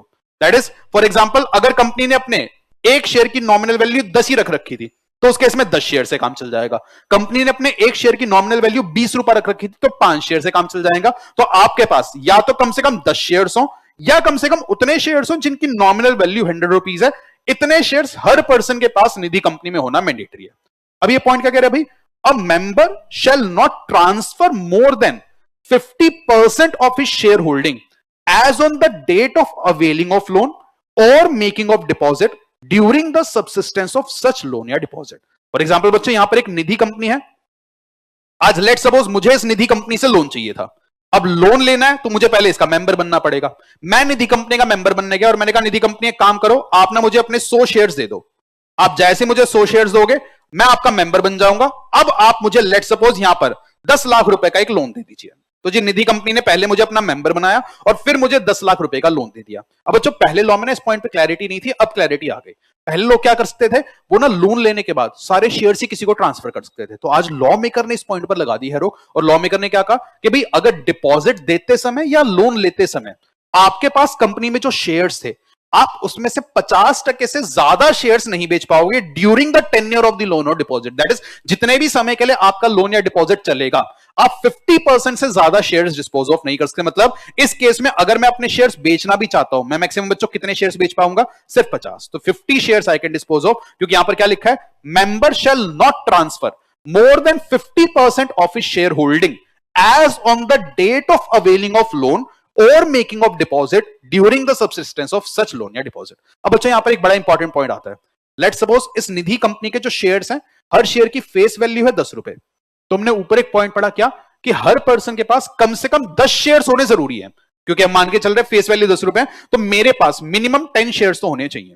तो लोन के समय अगर मेरे पास 100 शेयर्स थे, तो सर क्या मैं 90 शेयर्स बेच सकता हूं? आंसर इज नो, क्योंकि लॉ ने लिमिट कितने लगा दी, 50%, कि सर आप 50% से ज्यादा शेयर्स नहीं बेच पाओगे। अब लेट सपोज बच्चों, जिस समय मैंने लोन दिया उस समय मेरे पास कंपनी के 15 ही शेयर्स थे, और लोन लेने के बाद मैं 50% शेयर्स बेचना चाह रहा हूं। 50% मतलब 7.5। लेट सपोज मैं 7 शेयर्स यहां पर सेल करना चाहता हूं। अगर बच्चों मैंने 7 शेयर्स यहां पर बेच दिए, तो मेरे पास रिमेनिंग शेयर्स कितने बच जाएंगे, 8। और सर मिनिमम शेयर्स आपके पास किसी भी समय यहां पर कितने होने चाहिए थे, 10। तो सर क्या इस केस में आप 50% शेयर्स डिस्पोज ऑफ कर पाओगे? तो आंसर इज नो। तो लॉ ने क्या कहा जी, लॉ ने कहा मेंबर आप 50% तक तो शेयर्स बेच सकते हो, पर एक चीज का ध्यान रखना, किस चीज का, provided that the member shall retain the minimum number of shares required at all the times। तो मेंबर आपके पास जो ये मिनिमम नंबर ऑफ शेयर्स हैं, इतने शेयर्स तो हर समय होने चाहिए। तो अगर मेरे पास 100 शेयर्स होते, 50 बेच देता चलता, पर अगर मेरे पास 15 ही शेयर्स थे और मैंने उसमें से 7 बेच दिए, तो उस केस में जी मेरे मिनिमम शेयर जो 10 मुझे चाहिए थे ना, वो नीचे आ गए। तो आपको हर समय कम से कम 10 शेयर्स तो होल्ड करके रखना पड़ेगा। तो बड़ा इजी सा पॉइंट है। आई होप ये पॉइंट आपको क्लियर होगा बच्चों। तो ये एक नई अमेंडमेंट है जो यहां पर इंट्रोड्यूस की गई, मेंबर पर एक रिस्ट्रिक्शन लगाई जा रही है शेयर्स ट्रांसफर करने से। अगली बच्चों जो अमेंडमेंट आई, वो आई आपके नेट ओन फंड्स के टॉपिक में। तो बच्चों आप एक चीज पहले क्या पढ़ा करते थे, कि निधि कंपनी के मिनिमम नेट ओन फंड्स कितने होने चाहिए, 10 लाख। अब ये रिक्वायरमेंट चेंज होकर बच्चों ये भी कितनी कर दी गई है, 20 लाख। तो जो पेड अप कैपिटल की 5 लाख की लिमिट थी, वो बढ़ाकर 10 हो गई है, और जो नेट ऑन फंड्स की 10 लाख की लिमिट थी, वो बढ़ाकर अब कितनी हो गई है, 20। नेट ऑन फंड्स में क्या क्या आता है बच्चों, आपकी paid up equity capital, free reserves minus accumulated losses and minus intangible asset. तो ये नेट ऑन फंड्स की रिक्वायरमेंट भी 10 से बढ़कर 20 हो गई है। और एग्जिस्टिंग कंपनीज को कितना समय मिला होगा, 18 महीने। तो जी जो एग्जिस्टिंग निधि कंपनी है, उन्हें नेट ऑन फंड्स इंक्रीज करने के लिए 18 मंथ्स का टाइम मिला। और यही रीजन है बच्चों कि ऊपर वाले पॉइंट में जो डिक्लेरेशन ऑफ निधि था, यहां पर नेट ऑन फंड्स की लिमिट हमने कितनी लिखी, 20 लाख वाली। तो जो मैंने ये पॉइंट बताया, आई गेस कुछ बच्चों के मन में एक सवाल आ गया होगा, सर नेट ऑन फंड्स की लिमिट तो 10 होती थी। ध्यान रखना बच्चों, वो 10 की लिमिट भी अब चेंज होकर कितनी हो गई है, 20 की। तो ये सारे छोटे छोटे पॉइंट्स बच्चों बड़े इंपॉर्टेंट है, स्पेसिफिकली एमसीक्यूज के लिए, क्योंकि ये पॉइंट्स एमसीक्यू में आ जाते हैं। तो ध्यान रखना, मिनिमम पेड अप कैपिटल कितनी है, अब 10 lakh. Minimum net on funds अब कितने हैं, 20 लाख। मेंबर तो पहले भी 200 थे, अब भी 200 हैं। तो ये एक और चेंज बच्चों यहां पर किया गया। अगला बच्चों जो चेंज छोटा सा आया, वो आया आपके बिजनेसेस प्रोहिबिटेड। तो निधि कंपनीज को बच्चों कुछ बिजनेस करना प्रोहिबिट होता है। For example chit fund, hire purchase, insurance, shares खरीदना, लीज फाइनेंसिंग, ये अलाउड नहीं होता। यहां पर एक और पॉइंट क्लैरिफाई करके क्या लिख दिया गया, रेजिंग लोन्स फ्रॉम बैंक्स और any other source for advancing loan to members. तो जी अगर निधि कंपनी आप अपने मेंबर को लोन देना चाहते हो, तो लोन देने के लिए जो पैसा है, वो पैसा भी आपके दूसरे मेंबर से ही आना चाहिए। मतलब आप दूसरे मेंबर से डिपॉजिट रेज करो, और जिस मेंबर को पैसा चाहिए उसे लोन दो। आपको बैंक्स या किसी और सोर्स से लोन रेज करना अलाउड नहीं है। मतलब मेंबर को लोन एडवांस करने के लिए आप किसी और सोर्स से पैसा अरेंज नहीं कर सकते। तो ये एक और छोटा सा पॉइंट है जो अमेंडमेंट के थ्रू यहां पर क्लैरिफाई करके लिखा गया। बाकी बच्चों ये जो बिजनेस का प्रोहिबिशन वाला पॉइंट था, remaining all the points are same, इसमें कोई भी चेंज नहीं है। अगला चेंज जो है बच्चों, वो है छोटा सा आपके डिविडेंड के पॉइंट में। तो पहले हम क्या पढ़ते थे बच्चों, कि निधि कंपनी मैक्सिमम 25% के रेट पर ही डिविडेंड डिक्लेयर कर सकती है। अगर वो 25% से ज्यादा का डिविडेंड डिक्लेयर करना चाह रही है, तो उसे आरडी का अप्रूवल लगता था, बराबर पैसा जनरल रिजर्व में जाता था, डिफॉल्ट नहीं होना चाहिए था डिपॉजिट्स का, एंड सारे रूल्स आपने ड्यूली कंप्लाई किए। तो बच्चों ये पूरा का पूरा पॉइंट ही यहां से हो गया रिमूव। मतलब आज के दिन में एक निधि कंपनी मैक्सिमम कितना डिविडेंड डिक्लेयर कर सकती है, 25%। 25 से ज्यादा चाह कर भी, आरडी का अप्रूवल लेकर भी आप डिविडेंड डिक्लेयर कर ही नहीं सकते। एक मैक्सिमम कैप आप पर 25% का यहां पर लगा दिया गया। तो ये जो 25 से ज्यादा वाला पॉइंट था वो रिमूव हो गया, तो टेक्निकली अब आप 25% से ज्यादा का डिविडेंड डिक्लेयर नहीं कर पाएंगे। तो ये एक और यहां पर इंपॉर्टेंट चेंज आया। अगला चेंज बच्चों जो आया वो आया आपके टॉपिक ब्रांचेस ऑफ निधि। तो यहां पर बच्चों हमने एक टॉपिक पढ़ा था ब्रांचेस का। सबसे पहला और एक इंपॉर्टेंट चेंज क्या है बच्चों, जब हम ये ब्रांचेस का टॉपिक पढ़ते थे ना, एक कंफ्यूजन आती थी, क्योंकि इस रूल के अंदर ना एक वर्ड ब्रांच भी आता था, कभी वर्ड कलेक्शन सेंटर आता था, कभी वर्ड डिपॉजिट सेंटर आता था। तो एक मन में कंफ्यूजन आता था, सर ब्रांच बोलेंगे किसको। तो एक लॉ मेकर ने यहां पर अच्छा काम किया, उन्होंने सबसे पहले अमेंडमेंट लाकर अब यहां पर ब्रांच को ही कर दिया डिफाइन। और उन्होंने क्या कहा, branch means any place other than registered office of Nidhi. तो निधि एक तो आपका रजिस्टर्ड ऑफिस है, इसके अलावा अगर आप कोई भी ऑफिस ओपन करते हो, चाहे वो ब्रांच है, चाहे कोई कलेक्शन सेंटर है, चाहे कोई डिपॉजिट सेंटर है, वट एवर इट इज, उसे ब्रांच मान लिया जाएगा। तो ये वाला जो टॉपिक है ब्रांच का, हर टाइप के आपके ऑफिस पर अप्लाई कर जाएगा। तो रजिस्टर्ड ऑफिस के अलावा निधि कंपनी, आपके जैसे मर्जी ऑफिस हैं, वो सारे अब ब्रांचेस कहला जाएंगे। तो एक पॉइंट तो यहां पर चेंज में क्या आया, ब्रांचेस को कर दिया गया डिफाइन। दूसरा चेंज क्या है, सर क्या ब्रांच ओपन करने के टॉपिक में कोई चेंज आया? नहीं बच्चों, आप कोई भी निधि कंपनी ब्रांच कैसे खोलोगे? विद इन डिस्ट्रिक्ट आप 3 ही ब्रांचेस खोल सकते हो, 3 से ज्यादा ओपन करने तो आरडी का अप्रूवल है, आउटसाइड स्टेट आप जा ही नहीं सकते। वो वाली पॉइंट सेम है यहां पर। ऑब्वियसली एक जो अमेंडमेंट आई क्या आई, ब्रांचेस के साथ जो ये words collection centre, deposit centre थे, इन्हें यहां पर डिलीट कर दिया गया, क्योंकि ये सारे पॉइंट्स अब ब्रांचेस वाले पॉइंट में ही कवर्ड है, तो इन सबको ब्रांचेस ही माना जाएगा। तो बच्चों ब्रांच के ओपन करने में मैं कहूंगा कोई भी चेंज नहीं आया। पर जो दूसरा चेंज आया बच्चों, वो किस चीज में आया, ब्रांच को क्लोज करने पे। कि जी आज अगर कोई निधि कंपनी ब्रांच क्लोज करना चाहती थी, तो पहले लॉ क्या कहता था, भाई निधि कंपनी अगर आप अपनी ब्रांच क्लोज करना चाह रहे हो, बड़ा आसान है, आप एक न्यूज़पेपर में ऐड दीजिए, एडवर्टाइजमेंट की कॉपी अपने रजिस्टर्ड ऑफिस और ब्रांच पर 30 दिन तक चिपकाइए, फिर आरओसी को इंटीमेशन देना, आपकी ब्रांच हो जाएगी क्लोज। इस पॉइंट को बच्चों पूरा बदल दिया गया है, और आज के दिन निधि कंपनी को अब ब्रांच क्लोज करना इतना आसान नहीं होगा। और नया लॉ अब यहां पर क्या कह रहा है, मोटा मोटा मैं बताता हूं, फिर यहां से पढ़ेंगे। अब नए लॉ ने क्या कहा, निधि कंपनी अगर आपने अपनी कोई ब्रांच ओपन करी थी और आप उस ब्रांच को क्लोज करना जा रहे हो, तो सबसे पहले आपके डायरेक्टर्स को ना एक प्लान बनाना पड़ेगा कि डायरेक्टर्स उस ब्रांच को क्लोज करना चाहेंगे कैसे। क्योंकि अगर आप ब्रांच क्लोज कर रहे हो, तो अगर उस ब्रांच ने लोगों से डिपॉजिट ले रखे थे, तो डायरेक्टर्स प्लान बनाकर बताएंगे कि हम लोगों का पैसा लौटाएंगे कैसे। तो आपका एक प्रॉपर प्लान होना चाहिए जो आपके बोर्ड ऑफ डायरेक्टर्स द्वारा अप्रूव्ड होगा। फिर उस प्लान का आपको आरडी से अप्रूवल लेना है, और अगर बोर्ड ऑफ डायरेक्टर्स के उस प्लान को आरडी से अप्रूवल मिल गया, उसके बाद आप एक एडवर्टाइजमेंट लाना, एडवर्टाइजमेंट की कॉपी रजिस्टर्ड ऑफिस और ब्रांच पर चिपकाना, और आरओसी को इंटीमेशन देकर आप ब्रांच क्लोज कर सकते हो। तो नेट अगर मैं कहूं, यहां पर एक स्टेप क्या बढ़ा दिया गया बच्चों, ब्रांच क्लोज करने से पहले आपको एक प्लान बनाकर उसका आरडी से अप्रूवल लेना है। तो ये एक नया पॉइंट यहां पर आया, पढ़ लेते हैं हम इसको। तो क्या कह रहे हैं भाई, निधि company shall not close any branch unless, तो जी अगर कोई निधि कंपनी आप अपनी ब्रांच, और ब्रांच का मतलब क्या है बच्चों, any office other than registered office. तो अगर कोई निधि कंपनी अपनी ब्रांच क्लोज करना चाह रही है, तो उसे क्या करना पड़ेगा, the proposal to close the branch along with the plan as to how the existing deposits have been or shall be paid off and how the existing loan shall be recovered is duly approved by the board at its meeting। तो जी board of directors एक meeting बुलाएंगे, उसमें एक plan को approve करेंगे कि निधि company ने अगर उस ब्रांच में कोई डिपॉजिट लिए थे, तो उन डिपॉजिट्स को कैसे रिपे किया जाएगा, अगर कोई लोन दिया था, लोन को कैसे रिकवर किया जाएगा। तो बोर्ड ऑफ डायरेक्टर्स एक प्लान बनाएंगे, एंड आगे कह रहे हैं जी, and it has obtained the prior approval of RD by applying in form NDH2 at least 60 days prior to such closure। तो निधि कंपनी आप एक प्लान बनाकर बोर्ड से अप्रूवल लेना, और आप जिस दिन अपनी ब्रांच क्लोज करना चाह रहे हो, फॉर एग्जांपल इस दिन निधि कंपनी अपनी ब्रांच क्लोज करना चाह रही है, उससे कम से कम 60 डेज पहले आप आरडी के पास जाइएगा कि आरडी देखिए हमारे बोर्ड ऑफ डायरेक्टर्स ने ब्रांच क्लोज करने का ना जो प्लान है ये अप्रूव कर दिया है, तो कृपया आप भी अपना अप्रूवल दे दीजिए। तो आप कम से कम 60 डेज पहले आरडी के पास जाएंगे, और अगर आरडी ने आपके एप्लीकेशन को सही पाया, तो आरडी अगले 30 दिन में आपको अप्रूवल दे देगा। तो जैसे आप आरडी के पास गए, आरडी अगले 30 दिन के अंदर अंदर आपको अप्रूवल दे देगा, ठीक है निधि कंपनी आप यहां पर अपनी ब्रांच क्लोज कर सकते हो। अब जैसे ही आरडी का अप्रूवल आ जाएगा, अब निधि कंपनी को क्या करना है, after obtaining the approval of RD, Nidhi company shall publish the advertisement as per format in NDH5 in a newspaper in vernacular language in the place where it carries on business at least 30 days prior to such closure, informing the public about such closure। तो जी आप एक public advertisement लाएंगे, कब, branch close करने से कम 30 दिन पहले। तो कितना स्मार्टली लॉ मेकर ने यहां पर टाइमलाइन बनाया, उन्होंने क्या कहा, जिस भी दिन ब्रांच क्लोज करनी है उससे कम 60 दिन पहले आरडी के पास चले जाना, आरडी आपको 30 दिन में अप्रूवल दे देगा और आपके पास रिमेनिंग डेज बच कितने गए होंगे? 30। इन 30 दिनों के लिए आप एक पब्लिक एडवर्टाइजमेंट लाइएगा एक वर्नैकुलर न्यूज़पेपर में कि आप अपनी ब्रांच क्लोज करने वाले हो। और ये जो एडवर्टाइजमेंट की कॉपी है इसको कहां पे प्लेस करना? Fixes a copy of such advertisement or a notice informing such closure of the branch on the notice board of Nidhi as well as relevant branch for a period of 30 दिन। तो उन 30 दिनों के दौरान आप निधि company के registered office और उस ब्रांच में जो नोटिस बोर्ड है वहां पर चिपका कर लगा देंगे कि देखो भाई ये ब्रांच क्लोज होने वाली है, किसी को कुछ पैसा वैसा निकालना तो अपना पैसा निकाल लीजिएगा।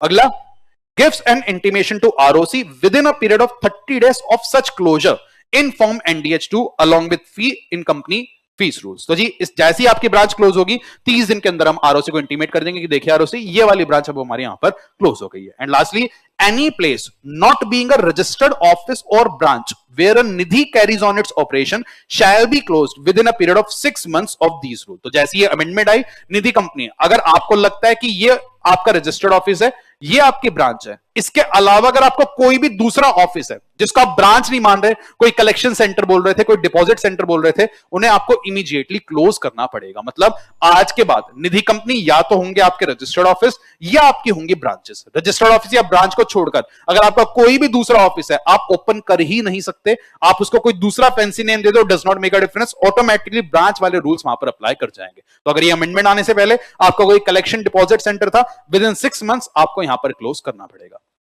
तो बच्चों ये एक और अमेंडमेंट है जो ये निधि कंपनी के टॉपिक में यहां पर आई।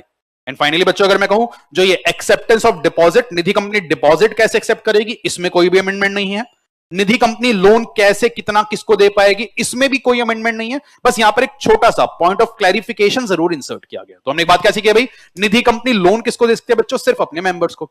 अब लेट्स सपोज बच्चों एक पति पत्नी जॉइंट नेम में हमारे पास आए और जॉइंट नेम में हमारी निधि कंपनी के शेयर्स खरीद लिए, तो अब सवाल उठता है निधि कंपनी अगर लोन दे तो किसको दे? क्या दोनों जॉइंट मेंबर को दे सकती है? वरना दोनों में से अगर किसी एक को ही लोन दे सकते हैं तो किसको दे? तो उस पर लॉ ने क्लैरिफिकेशन इंसर्ट कर दी क्या कि अगर कोई भी शेयर जॉइंट नेम में होल्ड किया गया है तो निधि कंपनी आप लोन सिर्फ उसी वाले मेंबर को दे पाओगे जिसका नाम रजिस्टर ऑफ मेंबर में क्रोनोलॉजिकली पहले आ रहा होगा। तो यही लॉ हम बचपन से पढ़ते हैं, वही बात यहां पर डाल दी गई क्या कि in case of joint shareholder to the member whose name appears first in the register of member. तो अगर जॉइंट मेंबर है जिसका भी नाम पहले रजिस्टर ऑफ मेंबर में आ रहा है, लोन सिर्फ उसी मेंबर को दिया जा सकेगा। तो ये एक नया पॉइंट ऑफ क्लैरिफिकेशन यहां पर इंसर्ट किया गया। इसके अलावा मैं कहूंगा बच्चों निधि कंपनी के टॉपिक में और कोई अमेंडमेंट नहीं है। अरे सर बहुत आगे, हाँ बच्चों आई नो निधि कंपनी के टॉपिक में काफी सब्सटेंशियल अमेंडमेंट थी, बट आई हैव ट्राइड कि मैं पूरा टॉपिक आपके लिए रिप्रोड्यूस कर दूं और वो सारी अमेंडमेंट्स को मैंने यहां पर इसलिए अलग से कवर किया है। होपफुली इस अप्रोच से आपको थोड़ा फायदा होगा। अगर ये अप्रोच आपको ठीक लगी तो प्लीज मुझे कमेंट बॉक्स में जरूर बताना,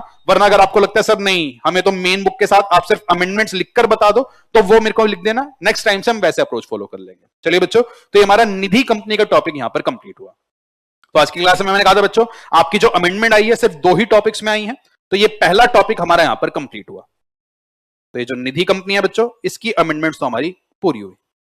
सर दूसरी अमेंडमेंट जो आप कह रहे थे कौन से टॉपिक में कह रहे थे? तो बच्चों दूसरी जो अमेंडमेंट आई है वो आई आपकी सेबी एलओडीआर रेगुलेशन में।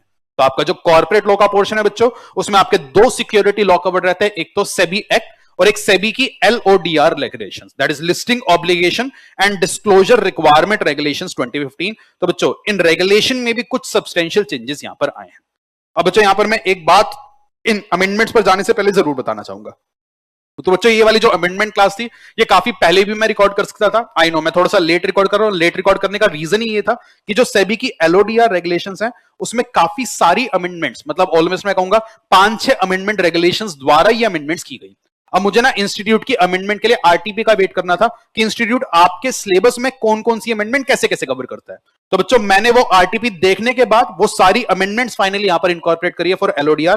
तो एलओडीआर में बच्चों अगर मैं स्पेसिफिकली बताऊं, एलओडीआर में एक तो आपकी अमेंडमेंट आई है रेगुलेशन 17 में जो आपके कॉम्पोजिशन ऑफ बोर्ड से डील करता है, एक रेगुलेशन 18 ऑडिट कमेटी, एक रेगुलेशन 19 एनआरसी, एंड इसके अलावा बच्चों जो अमेंडमेंट आई है वो आई है आपकी रिलेटेड पार्टी के टॉपिक में। तो आपका एक रेगुलेशन 23 आता है रिलेटेड पार्टी ट्रांजैक्शन का। आगे जो आप ये 2-3 पेजेस की अमेंडमेंट देख रहे हो ये सारी अमेंडमेंट्स आपके रिलेटेड पार्टी ट्रांजैक्शन के टॉपिक में आई है।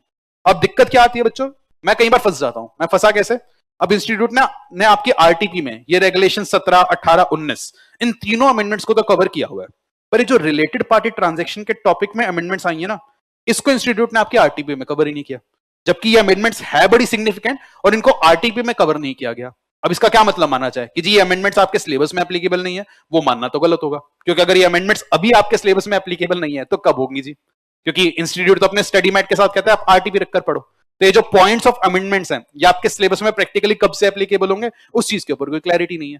तो आई वुड रिकमेंड बच्चों, मैं आपको सारी अमेंडमेंट्स पढ़ाने वाला हूं, दैट इज एलओडीआर के टॉपिक में, जो 6 महीने के दौरान जितनी भी अमेंडमेंट्स आपके सिलेबस में हैं वो सारी मैं यहां पर कवर कर रहा हूं। एंड आई वुड से आप भी इनको एज इट इज पढ़ लेना। पर अगर कोई बच्चा मेरे इन अमेंडमेंट नोट्स को आरटीपी के साथ रखकर पढ़ेगा तो उसको लग सकता है सर ये वाली अमेंडमेंट्स तो आरटीपी में दी नहीं गई। तो उसका रीजन मैंने ये बताया बच्चों कि ये अमेंडमेंट भी आपके सिलेबस में आ गई है। I don't know why institute ने आरटीपी में कवर नहीं किया, but I would still recommend आप इन्हें पेपर में कवर कर लेना। नेट मैं जैसे आपको पढ़ाने जा रहा हूं बच्चों, आप वैसे ही पढ़ना और वही चीज आप पेपर में लिख के आना। होपफुली हमारे मार्क्स उसमें लूज नहीं होने चाहिए। तो एक छोटा सा केवियट मुझे यहां पर जरूर देना था। चलिए, तो विद दिस केवियट बच्चों स्टार्ट करते हैं हम अपनी लास्ट टॉपिक के amendments, and that is the amendment in SEBI LODR regulations. इस वाली अमेंडमेंट के लिए बच्चों जो मैंने अप्रोच अपनाई वो यही अपनाई कि मैं चाहूंगा आप अपनी मेन बुक, जो मेन बुक है जहां पर आपका एलओडीआर का टॉपिक है, वो ओपन करना और ये जो अमेंडमेंट्स है इनको मेन बुक में स्क्रिबल करते हुए चलना, क्योंकि ये अमेंडमेंट्स यहां पर इतनी ज्यादा नहीं है कि मैं आपको पूरा टॉपिक दोबारा से रिप्रोड्यूस करके देता। तो यहां पर मैंने सिर्फ अमेंडमेंट्स कवर करी हुई हैं, तो आप मेन बुक में ये वाले अमेंडमेंट साथ साथ स्क्रिबल करते हुए चलिएगा। वो काम मैं भी आपके साथ साथ करूंगा। तो बच्चों सबसे पहली जो आपकी अमेंडमेंट आई है वो आई है एलओडीआर की रेगुलेशन नंबर 17। तो just give me a second, मैं भी आपके लिए LODR regulations from the main book open कर लेता हूं।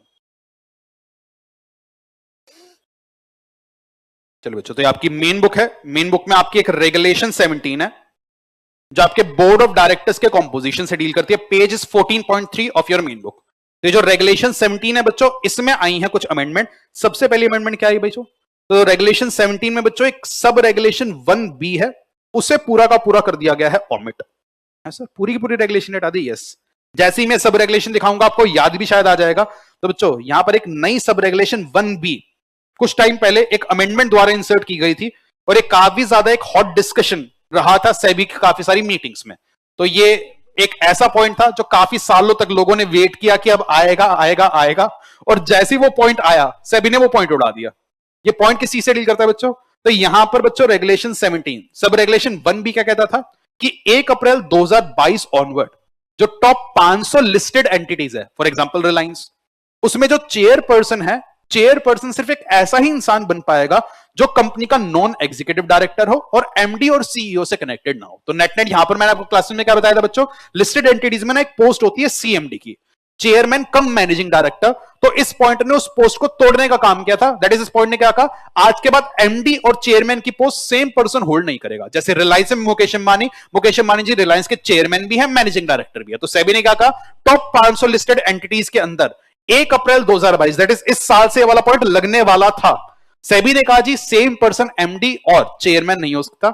और बच्चों जैसे ही 1 अप्रैल 2022 आने ही वाला था उससे जस्ट पहले ये वाली पूरी सब रेगुलेशन ही डिलीट कर दी गई और इस पॉइंट को ऑटोमेटिकली क्या बना दिया गया, वॉलंटरी, कि जी आज के दिन में कोई लिस्टेड एंटिटी चाहे तो इसको फॉलो कर सकती है, क्योंकि हम यहां से मैंडेटरी रिक्वायरमेंट हटा रहे हैं।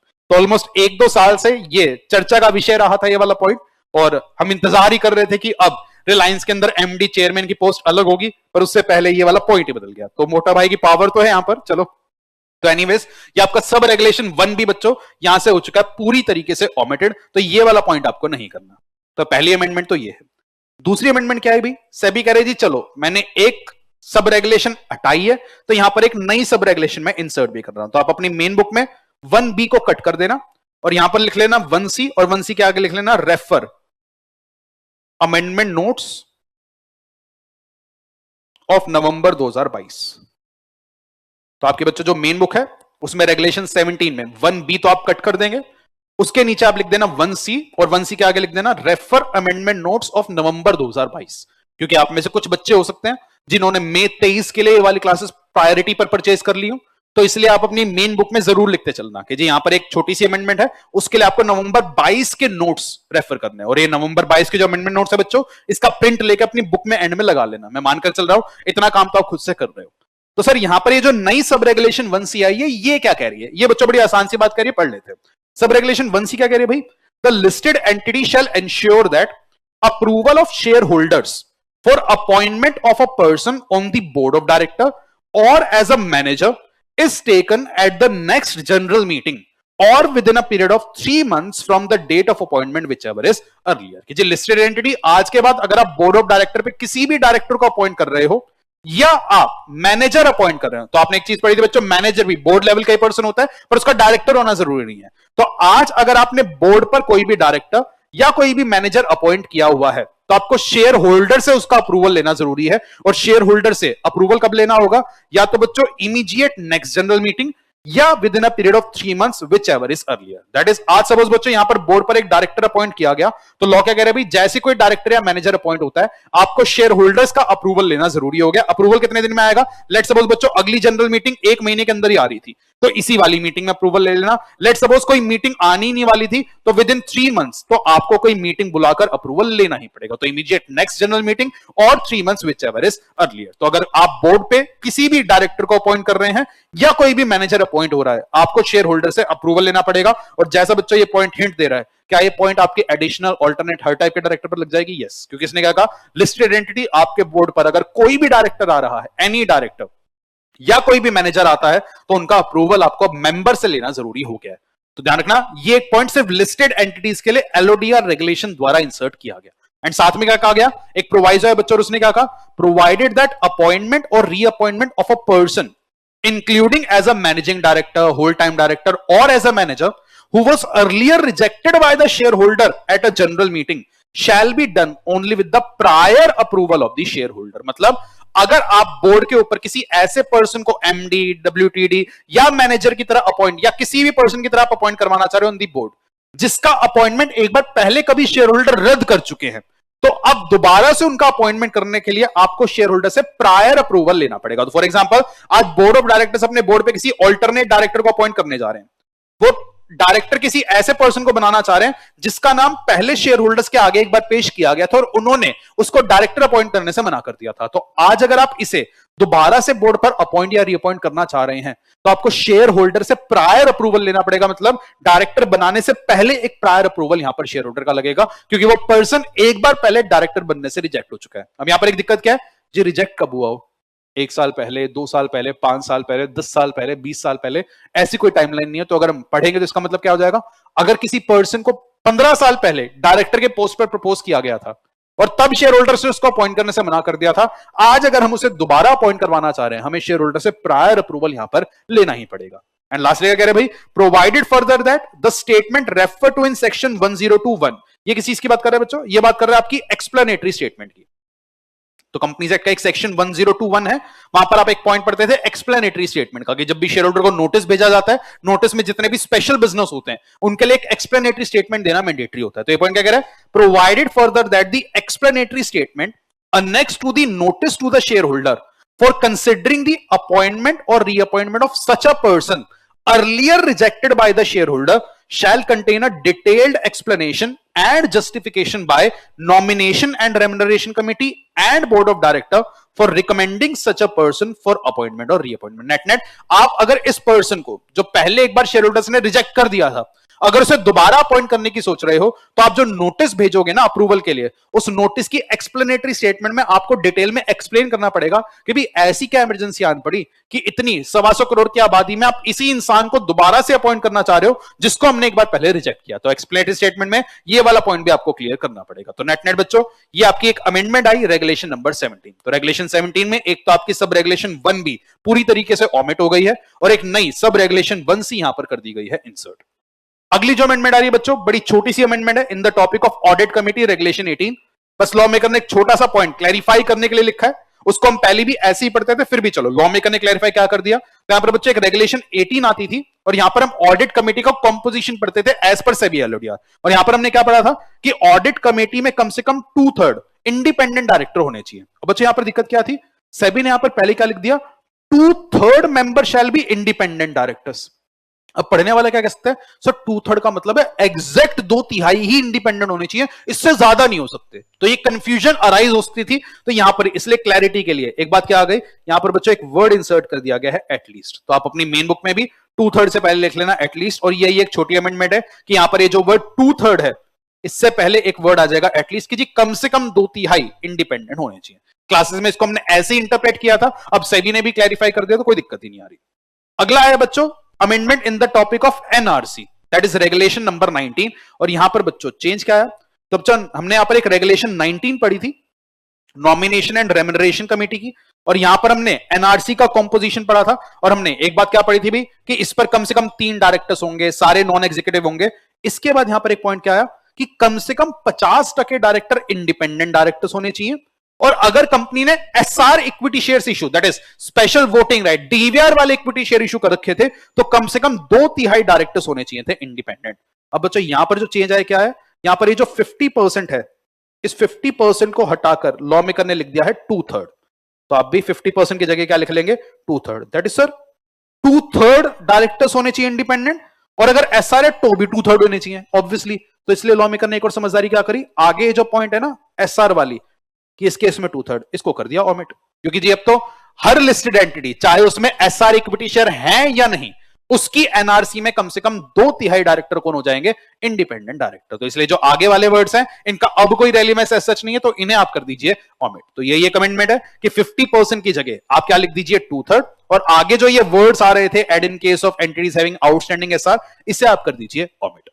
तो ये कमेंटमेंट है ये बच्चों आपके एनआरसी के टॉपिक में। तो ये एक बोर्ड ऑफ डायरेक्टर रेगुलेशन 17 की अमेंडमेंट हमने देखी, ऑडिट कमेटी रेगुलेशन 18 की अमेंडमेंट हमने देखी, एंड एनआरसी रेगुलेशन 19 की अमेंडमेंट हमने देखी। और बच्चों अब हमारी आ रही है last amendment in the topic of LODR regulation, और जो अमेंडमेंट आ रही है बच्चों वो आ रही है आपके रिलेटेड पार्टी के टॉपिक में।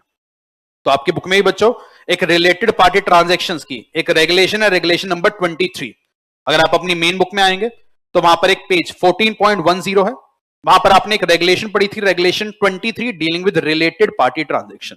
तो एक बार मैं आपको पुराना थोड़ा सा ब्रशअप कर रहा हूं, जिसके बाद आपको अमेंडमेंट समझने में ज्यादा दिक्कत ना आए। तो यहां पर बच्चों सबसे पहले तो हमने एक रिलेटेड पार्टी का ही मतलब जाना था, और हमने क्या सीखा था, सेबी एलओडीआर के लिए रिलेटेड पार्टी का मीनिंग थोड़ा सा ज्यादा वाइड है, क्योंकि सेबी कह रहा है जी रिलेटेड पार्टी में कंपनीज एक्ट में जो रिलेटेड पार्टी डिफाइंड है सेक्शन 188 के पर्पस के लिए, वो सारे रिलेटेड पार्टी तो रिलेटेड पार्टी हैं।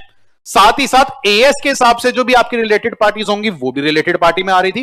पर ये वाली बात कब नहीं लगती थी, प्रोवाइडेड दैट एनी पर्सन और एंटिटी बिलोंगिंग टू प्रमोटर और promoter group of the listed entity holding 20% और more shall be deemed to be a related party. That is यहां पर हमने एक पॉइंट और क्या सीखा था कि अगर कोई भी पर्सन प्रमोटर ग्रुप का हिस्सा है एंड 20% या उससे ज्यादा की शेयर होल्डिंग होल्ड कर रहा है, उसे भी रिलेटेड पार्टी मान लिया जाता था।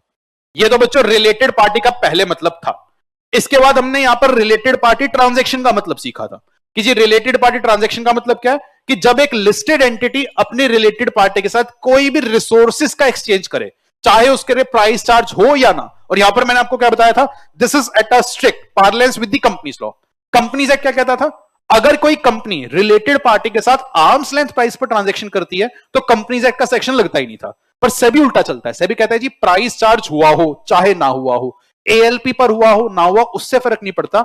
अगर कोई भी लिस्टेड एंटिटी अपनी रिलेटेड पार्टी के साथ कोई भी ट्रांजैक्शन कर रही है, उसे यहां पर कवर कर दिया गया था। बस यहां पर म्यूचुअल फंड्स की जो यूनिट थी उन्हें किया गया था एक्सक्लूड। तो ये बच्चों लॉ पहले ऐसा था कि जहां पर आपका रिलेटेड पार्टी का मतलब आता था, फिर आपका रिलेटेड पार्टी ट्रांजैक्शन का मतलब आता था, फिर हमने रेगुलेशन नंबर 23 की बातें यहां पर पढ़ी थी।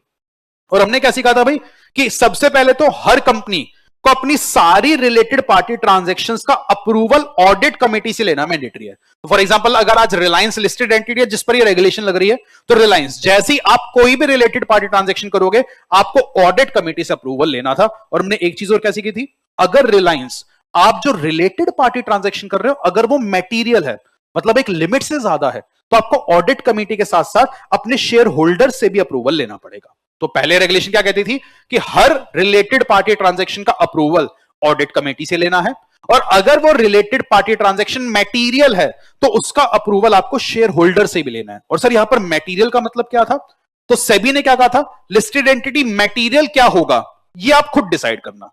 तो आप खुद से अपनी मैटीरियलिटी की लिमिट सेट करना। पर साथ ही साथ सेबी ने एक बात क्या बोली कि अगर वो ट्रांजैक्शन 10% ऑफ द टर्नओवर से ज्यादा है तो वो मटेरियल मान ही ली जाएगी। मतलब आप मटेरियलिटी की लिमिट ऐसा नहीं कि 20% 30% सेट कर दो ना। सेबी ने क्या कहा जी आप मटेरियलिटी की लिमिट कंपनी अपने हिसाब से डिसाइड करो, पर this is the minimum limit of materiality. मतलब अगर कोई transaction 10% of the consolidated turnover से ज्यादा है, वहां तो आपको शेयर होल्डर से अप्रूवल लेना ही लेना पड़ेगा, उसे तो हम ऑटोमेटिक मटेरियल मान लेंगे। और अगर वो रॉयल्टी की ट्रांजैक्शन थी तो अगर वो 5% ऑफ द कंसोलिडेटेड टर्नओवर से ज्यादा है तो भी उसे मटेरियल मान लिया जाएगा। तो ये बच्चों थोड़ा सा फास्ट में गया, रियली सॉरी, पर ये पुराना लॉ ऐसा कुछ बोला करता था। तो ये पुरानी रेगुलेशन 23 की मेन बातें मैंने आपको ब्रश अप कराई। अब सर अमेंडमेंट क्या आई है, आई होप अब आपको अमेंडमेंट समझने में दिक्कत ना हो। या एक बार फुल स्क्रीन करना, और मैं चाहूंगा बच्चों आप 1 मिनट लगाकर या थोड़ा सा टाइम लगाकर सबसे पहले ये 2 पॉइंट्स पढ़िए। एक तो आपकी अमेंडमेंट आई है रिलेटेड पार्टी के टॉपिक में, और एक अमेंडमेंट आई है रिलेटेड पार्टी ट्रांजैक्शन के टॉपिक में। मतलब जो आपका रिलेटेड पार्टी का यहां पर मीनिंग है उसमें अमेंडमेंट आई है, और जो रिलेटेड पार्टी ट्रांजैक्शन का आपका टॉपिक है इसमें आई है। तो बच्चों यहां पर मैं चाहूंगा आप हैशटैग लगाकर लिख लेना, refer amendment notes of November 2022, ताकि आप बाद में जब मेन बुक से ये पॉइंट पढ़ो आपको याद आ जाए कि नवंबर 22 के अमेंडमेंट नोट्स आपको रेफर करने हैं। तो यहां पर आप लिखना, और रिलेटेड पार्टी के मीनिंग और रिलेटेड पार्टी ट्रांजैक्शन के मीनिंग, इन दोनों में ही काफी सिग्निफिकेंट चेंजेस यहां पर हुए हैं। मैं चाहूंगा आप थोड़ा सा टाइम लगाकर ये दोनों पॉइंट्स खुद से एक बार पढ़ें।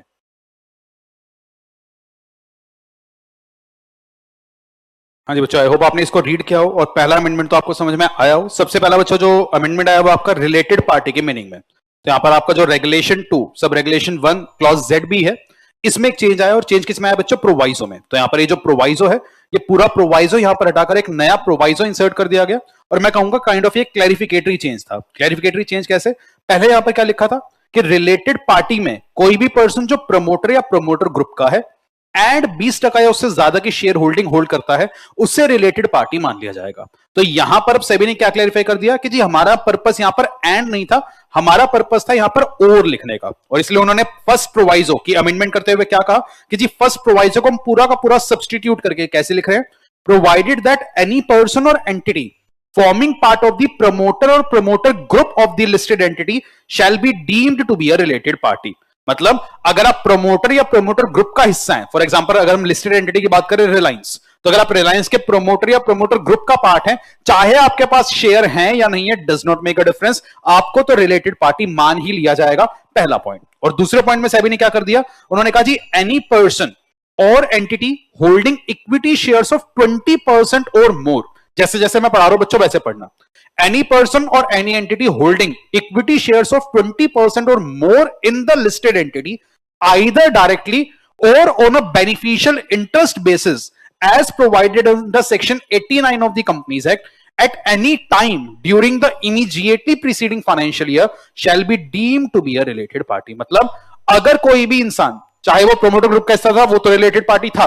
अगली बात क्या कही, अगर कोई भी पर्सन लेट्स सपोज रिलायंस में 20% या उससे ज्यादा की शेयर होल्डिंग रखता हो, चाहे वो शेयर होल्डिंग आपने डायरेक्टली होल्ड करी हो या आप सिर्फ उस शेयर होल्डिंग के बेनिफिशियल ओनर है, मतलब शायद वो शेयर रजिस्टर्ड तो किसी और के नाम में है पर उनका बेनिफिशियल इंटरेस्ट सारा आपको मिलता है, उसका डिविडेंड वोटिंग राइट आप एक्वायर करे बैठे हो। तो बच्चों आपने कंपनीज एक्ट में एक सेक्शन 89 सी इंटर लेवल पर पढ़ा होगा, डिक्लेरेशन ऑफ बेनिफिशियल इंटरेस्ट, कि अगर किसी भी कंपनी में शेयर का रजिस्टर्ड ओनर कोई और है और बेनिफिशियल ओनर कोई और है तो उसी की बात कर रहा है। तो अगर कोई भी पर्सन लिस्टेड एंटिटी में 20% की share holding, equity share holding acquire कर रहा है या तो डायरेक्टली या चाहे बेनिफिशियल इंटरेस्ट क्यों ना होल्ड कर रहा हो, तो उससे रिलेटेड पार्टी मान लिया जाएगा। और एक और बात खास क्या बोली गई कि आपके पास ये 20% की शेयर होल्डिंग कब हो, पिछले फाइनेंशियल ईयर में कभी भी, at any time during the preceding financial year. तो अगर पिछले साल कोई भी पर्सन लिस्टेड एंटिटी का 20% शेयर होल्ड करे हुए था चाहे एक भी दिन के लिए, तो इस पूरे फाइनेंशियल ईयर के लिए उसे रिलेटेड पार्टी मान लिया जाएगा। और साथ ही साथ ये अमेंडमेंट करते करते सेबी ने एक चीज और क्या बोल दी कि ये 20% की लिमिट रिड्यूस होके हो जाएगी 10% कब से, 1 अप्रैल 2023 से। तो 1 अप्रैल 2023 ऑनवर्ड्स किसे रिलेटेड पार्टी मान लिया जाएगा, जिसने फाइनेंशियल ईयर 22-23 में लिस्टेड एंटिटी का अगर 10% शेयर को भी होल्ड कर रखा था। तो बच्चों ये एक अमेंडमेंट सेबी ने यहां पर करी और रिलेटेड पार्टी की मीनिंग को और ज्यादा यहां पर वाइड कर दिया गया। तो लिस्टेड एंटिटीज का जो काम है थोड़ा सा और ज्यादा बढ़ गया कि उनके लिए अब प्रमोटर या प्रमोटर ग्रुप के किसी भी पर्सन के साथ होने वाली ट्रांजैक्शन या किसी भी ऐसे पर्सन के साथ अगर आप ट्रांजैक्शन करो जो 20% होल्ड कर रहा है या 1 अप्रैल 23 के बाद से 10% की लिमिट के हिसाब से होल्ड करेगा, उसे यहां पर रिलेटेड पार्टी में कवर कर दिया गया। तो ये एक अमेंडमेंट आई है बच्चों जो आपकी रिलेटेड पार्टी के प्रोवाइजो में की गई। अगली बच्चों अमेंडमेंट, और क्या जबरदस्त अमेंडमेंट है, मतलब वो की गई आपकी रिलेटेड पार्टी ट्रांजैक्शन के मीनिंग में। तो जो सेकेंड अमेंडमेंट आ रही है बच्चों, वो आपकी आ रही है meaning of related party transaction regulation 21ZC। तो ये जो बच्चों रिलेटेड पार्टी ट्रांजैक्शन का यहां पर मीनिंग है ना, ये पूरा का पूरा क्लॉज ही यहां पर हो गया है चेंज। तो पहले जो रिलेटेड पार्टी ट्रांजैक्शन का मतलब था, उसे हटाकर सेबी कह रहे हैं जी मैं आपको रिलेटेड पार्टी ट्रांजैक्शन का एक नया मतलब बता रहा हूं। तो बच्चों सबसे पहले तो एक बार पुराने वाला दोबारा से देख लेते हैं। पहले सेबी क्या कहता था भाई, related party transaction mean any transfer of resources, services और obligation between a listed entity and a related party. Related party का मतलब ऊपर था, दैट इज आज अगर रिलायंस या रिलायंस के रिलेटेड पार्टी के बीच में कोई भी exchange of resources, services, obligation हुआ है, चाहे उसके लिए प्राइस चार्ज हुआ हो या ना हुआ हो, उसे रिलेटेड पार्टी ट्रांजैक्शन मान लिया जाता था। बस म्यूचुअल फंड्स की यूनिट यहां पर एक्सक्लूडेड थी।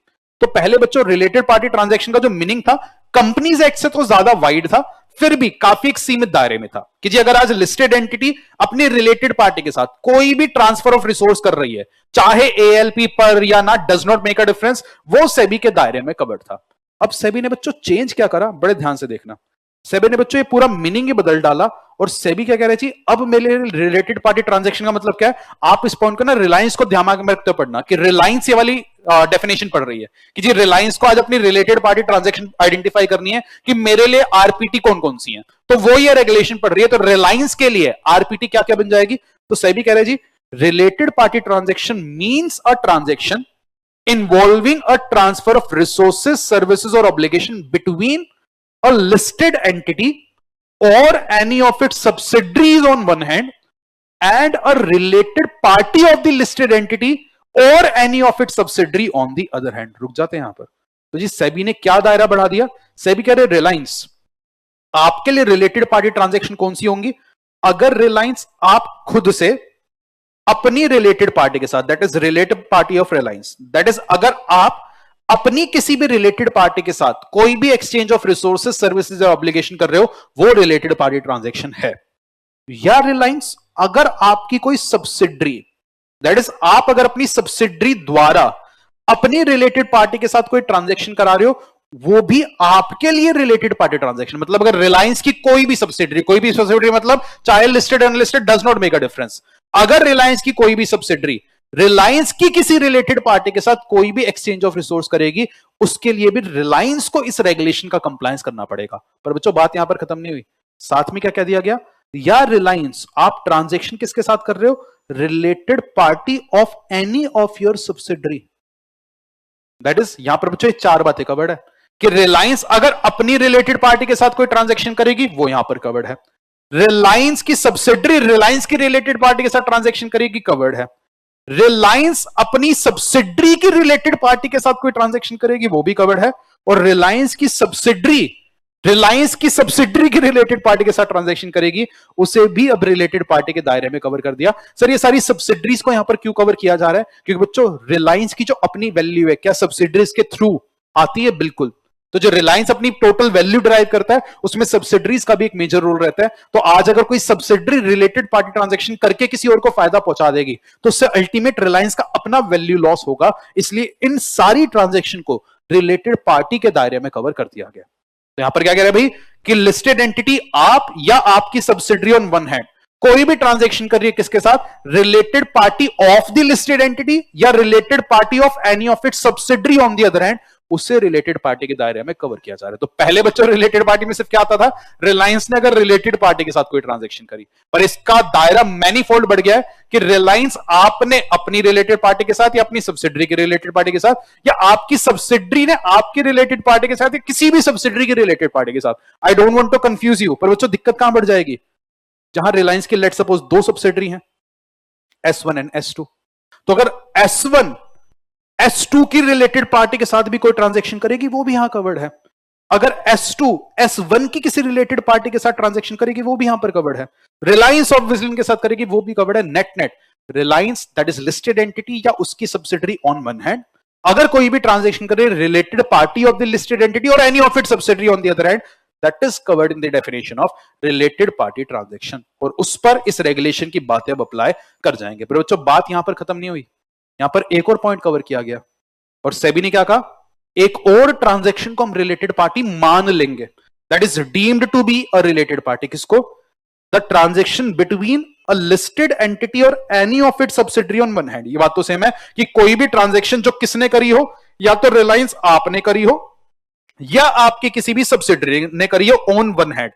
किसके साथ? विद एनी अदर पर्सन और एंटिटी। मतलब आप कोई ट्रांजेक्शन है जो आप किसी भी दूसरे पर्सन के साथ कर रहे हो, एनी पर्सन, अगर उस ट्रांजेक्शन का पर्पस क्या है कि वो पर्सन इनडायरेक्टली किसको फायदा पहुंचाएगा, या तो रिलेटेड पार्टी ऑफ रिलायंस या related party of the subsidiary of Reliance. लो जी, क्या कह रहे हैं जी? कोई भी ट्रांजैक्शन जो किसके बीच में हुई है, लिस्टेड एंटिटी या any of it subsidiary on one hand and any other person और entity on the other hand, the purpose and effect of which is to benefit a related party of the listed entity or any of its subsidiary। बस ये वाला point applicable कब से होगा? 1 अप्रैल 2023 से। पर ये एक और पॉइंट है जो यहां पर डाल दिया गया। तो अगर हम कहें बच्चों, ये जो पहला वाला पॉइंट था, ये तो एक तरह से डायरेक्टली जो ट्रांजैक्शंस हो रही है रिलेटेड पार्टीज के साथ, उसे टारगेट कर रहा है, और ये वाला जो पॉइंट है ये इनडायरेक्टली वाली ट्रांजैक्शंस को भी कवर कर रहा है कि अगर हम किसी और पर्सन के साथ कोई ट्रांजैक्शन कर दें जो हमारे लिए वैसे अनरिलेटेड है, पर वो पर्सन उस ट्रांजैक्शन का फायदा हमारी रिलेटेड पार्टी को पहुंचाएगा, तो उस पर भी ये वाला पॉइंट अप्लाई कर जाएगा। तो नेट नेट बच्चों, ये आपका रिलेटेड पार्टी ट्रांजैक्शन का जो मीनिंग है मल्टीफोल्ड हो गया इंक्रीज। और आप जानते हैं कि अगर कोई भी ट्रांजैक्शन रिलेटेड पार्टी हुई, उसका इंपैक्ट क्या है, उसे ये रेगुलेशन 23 की सारी बातें माननी है। ऑडिट कमेटी से अप्रूवल लेना है, अगर मटेरियल है मेंबर से अप्रूवल लेना है, एटसेट्रा एटसेट्रा, ये सारी बातें आपको फॉलो करनी पड़ जाएंगी।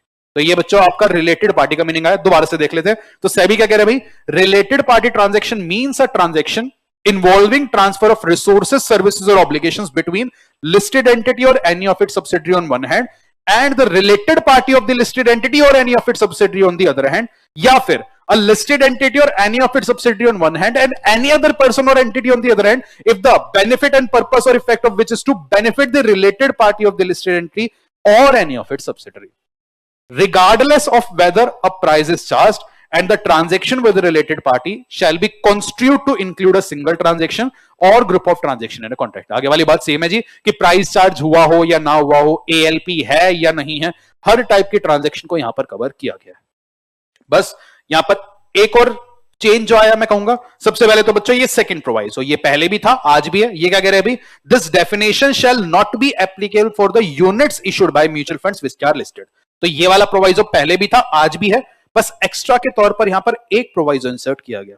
तो सेबी ने कहा जी मैंने रिलेटेड पार्टी ट्रांजैक्शन को डिफाइन तो कर दिया और इतनी सारी लंबी चौड़ी ट्रांजैक्शंस को कवर कर दिया, तो सेबी कह रहे चलो मैं थोड़ा सा ना यहां पर स्कोप रिस्ट्रिक्ट कर रहा हूं। तो उन्होंने कुछ, दैट इज 3 ऐसी ट्रांजैक्शंस बताई जिनको हम आरपीटी के दायरे से बाहर रख रहे हैं। मतलब अगर कोई भी लिस्टेड एंटिटी ये 3 ट्रांजैक्शंस करेगी, उसके लिए उसे रेगुलेशन 23 फॉलो करने की जरूरत नहीं है। कौन सी 3 ट्रांजैक्शन देख लेते हैं। क्या कह रहे भाई? Provided that the following shall not be a related party transaction. पहला कौन सा? Issue of specified securities on a preferential basis subject to compliance of SEBI ICDR regulation. कि रिलायंस, अगर आप किसी भी रिलेटेड पार्टी या रिलेटेड पार्टी ऑफ सब्सिडरी को अपने शेयर्स का प्रेफरेंशियल अलॉटमेंट करते हो, तो वो इस दायरे से बाहर है। उस पर ये रेगुलेशन ये लगी कि प्रोवाइडेड आपने प्रेफरेंशियल अलॉटमेंट करने के लिए सेबी आईसीडीआर रेगुलेशंस की बातें मानी। तो बच्चों प्रेफरेंशियल अलॉटमेंट को यहां से बाहर रख दिया गया। दूसरा, the following corporate actions by the listed entity which are uniformly applicable और offer to all the share holders in proportion of their share holding. मतलब आज अगर रिलायंस, आप इनमें से किसी भी रिलेटेड पार्टी को अपना डिविडेंड पे कर रहे हो, या आप स्टॉक स्प्लिट कर रहे हो, या स्टॉक कंसोलिडेशन कर रहे हो, या उन्हें राइट इशू या बोनस इशू के जरिए कोई सिक्योरिटी दे रहे हो, या आप उनकी सिक्योरिटीज का बायबैक कर रहे हो, मतलब ये ऑफर अगर रिलायंस आप अपने सारे शेयर होल्डर्स को देते हो और आपकी रिलेटेड पार्टी आपकी शेयर होल्डर है और उसको भी आप यही ऑप्शन प्रोपोर्शनेटली उसकी शेयर होल्डिंग की वजह से दे रहे हो, उस पर ये वाली ट्रांजैक्शन कवर नहीं होगा। फॉर एग्जांपल, आज अगर रिलायंस अपने प्रमोटर से शेयर्स का बायबैक कर ले, या रिलायंस अपने प्रमोटर को बोनस दे रही है, डिविडेंड दे रही है, जो रिलायंस अपने सारे शेयर होल्डर्स के लिए करती है, तो ये भी रिलेटेड पार्टी ट्रांजैक्शन के दायरे से कवर बाहर है। मतलब कॉर्पोरेट एक्शंस अगर किसी भी लिस्टेड एंटिटी ने अपनी रिलेटेड पार्टी को दिए हैं, उस पर ये वाली रेगुलेशन अप्लाई नहीं करेगी। एंड लास्टली भाई, acceptance of fixed deposits by bank और NBFCs at the terms uniformly applicable or offered to all the shareholders or public subject to disclosure of the same to the stock exchange within 6 months। For example बच्चों HDFC bank है या Bajaj finance जैसी NBFC है, तो ये भी listed entities हैं। अगर आज बजाज फाइनेंस या बैंक्स कहते हैं जी कि आप हमारे पास एफडी खुलवाने आते हो तो हम आपको 6% का ब्याज देंगे, और लेट सपोज आज बजाज फाइनेंस के प्रोमोटर बजाज फाइनेंस में एफडी ओपन करा लेते हैं और बजाज फाइनेंस उन्हें भी 6% का ही ब्याज दे रही है, तो ये एक आर्म्स लेंथ ट्रांजैक्शन है डिपॉजिट एक्सेप्ट करने के लिए जो यूनिफॉर्मली सबके लिए बराबर है, उस पर भी ये रेगुलेशन अप्लाई नहीं करेगी। बस इसका एक डिस्क्लोजर आपको 6 महीने के अंदर अंदर देना है। नेट नेट ये 3 टाइप की ट्रांजैक्शन को आरपीटी के दायरे से बाहर कर दिया गया। कौन कौन सी? प्रेफरेंशियल अलॉटमेंट, कॉर्पोरेट एक्शन की ट्रांजैक्शन, या बैंक और एनबीएफसी अगर डिपॉजिट एक्सेप्ट कर रही हैं तो ये 3 ट्रांजैक्शन बाहर है। पर अगर मैं समराइज करके कहूं बच्चों, रिलेटेड पार्टी ट्रांजैक्शन का दायरा सेबी एलओडीआर रेगुलेशन के लिए बहुत ज्यादा वाइड हो चुका है, क्योंकि इनमें ये सारी ट्रांजैक्शन यहां पर कवर हो जाएंगे। तो एक तो बच्चों आपका अमेंडमेंट आई थी रिलेटेड पार्टी के मीनिंग में, वहां पर क्लैरिफाई किया गया कि प्रोमोटर ग्रुप के पर्सन हमेशा रिलेटेड पार्टी है, 20% होल्ड करने वाला हमेशा रिलेटेड पार्टी है, और अप्रैल 2023 के बाद वो 10% होल्ड करने वाला भी रिलेटेड पार्टी है। फिर आपका चेंज आया रिलेटेड पार्टी ट्रांजैक्शन के मीनिंग में कि रिलेटेड पार्टी ट्रांजैक्शन रिलायंस के लिए कौन कौन सी होगी? जो रिलायंस अपनी रिलेटेड पार्टी के साथ करे, या रिलायंस की सब्सिडरी रिलायंस के रिलेटेड पार्टी के साथ करे, या रिलायंस सब्सिडरीज की रिलेटेड पार्टी के साथ करे, या रिलायंस की कोई सब्सिडरी रिलायंस की सब्सिडरी की रिलेटेड पार्टी के साथ करे, या कोई ट्रांजैक्शन आप किसी भी पर्सन के साथ करते हो जो रिलायंस की रिलेटेड पार्टी या उसकी सब्सिडरी की रिलेटेड पार्टी को फायदा पहुंचाए। पर 3 ट्रांजैक्शन यहां से बाहर है। कौन कौन सी? प्रेफरेंशियल अलॉटमेंट, कॉर्पोरेट एक्शन के ट्रांजैक्शन, या बैंक एनबीएफसी ने अगर डिपॉजिट लिया, या म्यूचुअल फंड्स वाली ट्रांजैक्शन। तो ये बच्चों आपका मीनिंग आ गया रिलेटेड पार्टी ट्रांजैक्शन का। अगली जो अमेंडमेंट की गई बच्चों वो की गई आपकी जो रिलेटेड पार्टी ट्रांजैक्शन की मेन रेगुलेशन है, रेगुलेशन 23। सबसे पहले बच्चों मैं स्टेप बाय स्टेप आपको यहां पर समझाऊंगा अमेंडमेंट। मैंने आपको एक चीज क्या बताई थी बच्चों, रेगुलेशन 23 क्या कहती है? जितनी भी रिलेटेड पार्टी ट्रांजैक्शंस हैं उनका आपको हमेशा ऑडिट कमेटी से अप्रूवल लेना पड़ेगा। दैट इज ऑडिट कमेटी का अप्रूवल इज मैंडेटरी। तो यहां पर ये बात बच्चों रेगुलेशन 23 की सब रेगुलेशन 2 में लिखी है। यहां पर एक छोटी सी अमेंडमेंट, पहले सब रेगुलेशन 2 क्या कहती थी? All related party transaction shell require prior approval of the audit committee. अब अमेंडमेंट क्या है? सबसे पहले मैं यही वाली अमेंडमेंट आपको पढ़ा रहा हूं कि भाई सब रेगुलेशन 2 में ये छोटी छोटी अमेंडमेंट्स कर लीजिए। पहली, after the word party transaction the words and subsequent material modification shall be inserted and the words and symbol audit committee shall be substituted with the word and symbol audit committee of the listed entity। मतलब यहां पर बच्चों एक तो ये जो word आ रहा है all related party transaction, transactions के बाद आप ये वर्ड ऐड कर दीजिए एंड सब्सिक्वेंट मटेरियल मॉडिफिकेशन। तो यहां पर आप क्या लिख देंगे? And subsequent material modifications. और यहां पर ये जो वर्ड आ रहा है ऑडिट कमेटी, इसके बाद आप क्या लिख देना? Of the audit committee of the listed entity. That is जिसके लिए आप ये रेगुलेशन पढ़ रहे हो। तो पहले तो आप ये 2 बातें लिख दीजिए बच्चों, फिर इस पॉइंट को समझेंगे। चलिए, आई होप आपने लिखा हो बच्चों। अब ये पॉइंट क्या कह रहा है? all related party transaction and subsequent material modifications shall require prior approval of audit committee of the listed entity। मतलब अगर आज कोई भी listed entity कोई भी related party transaction कर रही है तो उसका अप्रूवल उसे अपनी ऑडिट कमेटी से लेना है। सर यहां पर इतना क्लैरिफाई करके क्यों लिखा गया? क्योंकि इतनी खिचड़ी बना दी गई है रिलेटेड पार्टी ट्रांजैक्शन के मीनिंग की कि जी रिलायंस ने अपने रिलेटेड पार्टी के साथ सब्सिडरी, तो एक सवाल उठ जाता है जी किसकी ऑडिट कमेटी से अप्रूवल लेने? रिलायंस की ऑडिट कमेटी से या रिलायंस की सब्सिडरी की ऑडिट कमेटी से? किससे अप्रूवल ले? तो लॉ मेकर ने क्या कह दिया? आपको जो अप्रूवल लेना है वो लिस्टेड एंटिटी की ऑडिट कमेटी से लेना है। और कौन सी ट्रांजैक्शन का लेना है? सारी रिलेटेड पार्टी ट्रांजैक्शन का। और अगर अप्रूवल लेने के बाद आप उस अप्रूवल में या रिलेटेड पार्टी में कोई सिग्निफिकेंट मॉडिफिकेशन करना चाहते हो, कि जी आपने पहले कहा था कि आप let suppose 1000 rupees per ton पर वो माल परचेज करोगे उस रिलेटेड पार्टी से, बाद में आप कॉन्ट्रैक्ट में चेंजेस करके लेट सपोज 1500 रुपए पर टन बनाना चाह रहे हो, दैट इज आप उस ट्रांजैक्शन का जो अप्रूवल ले चुके हो उसमें कोई मटेरियल मॉडिफिकेशन करना चाह रहे हो तो उस मॉडिफिकेशन का भी अब आपको प्रायर अप्रूवल लेना पड़ेगा। नेट नेट आपको जो समरी बेसिस पर ध्यान रखना क्या रखना है? आपको सारी रिलेटेड पार्टी ट्रांजैक्शन और उनकी मटेरियल मॉडिफिकेशन का approval audit committee of the listed entity से लेना पड़ेगा। एंड सर यहां पर मटेरियल मॉडिफिकेशन का मतलब क्या है? तो नीचे प्रोवाइजो ने कहा जी मटेरियल मॉडिफिकेशन का मतलब क्या होगा? वो ऑडिट कमेटी करेगी डिफाइन। बट आई गेस इतना ज्यादा अगर आप एक एक बात को ध्यान रखोगे दिक्कत हो जाएगी, तो ये वाला पॉइंट आप कट भी करोगे एग्जामिनेशन के लिए चलेगा। पर ध्यान रखना what do you mean by material modification, that will be defined by the audit committee. पहला चेंज। तो जी सब रेगुलेशन 2 में बच्चों एक चेंज तो ये आया कि रिलेटेड पार्टी ट्रांजैक्शंस के बाद आपने लिख लिया and subsequent material modification, and आगे आपने क्या लिख दिया? Of the listed entity. दूसरा चेंज क्या है बच्चों, इसी सब रेगुलेशन के बाद आपको कुछ प्रोवाइजोज इंसर्ट करने हैं।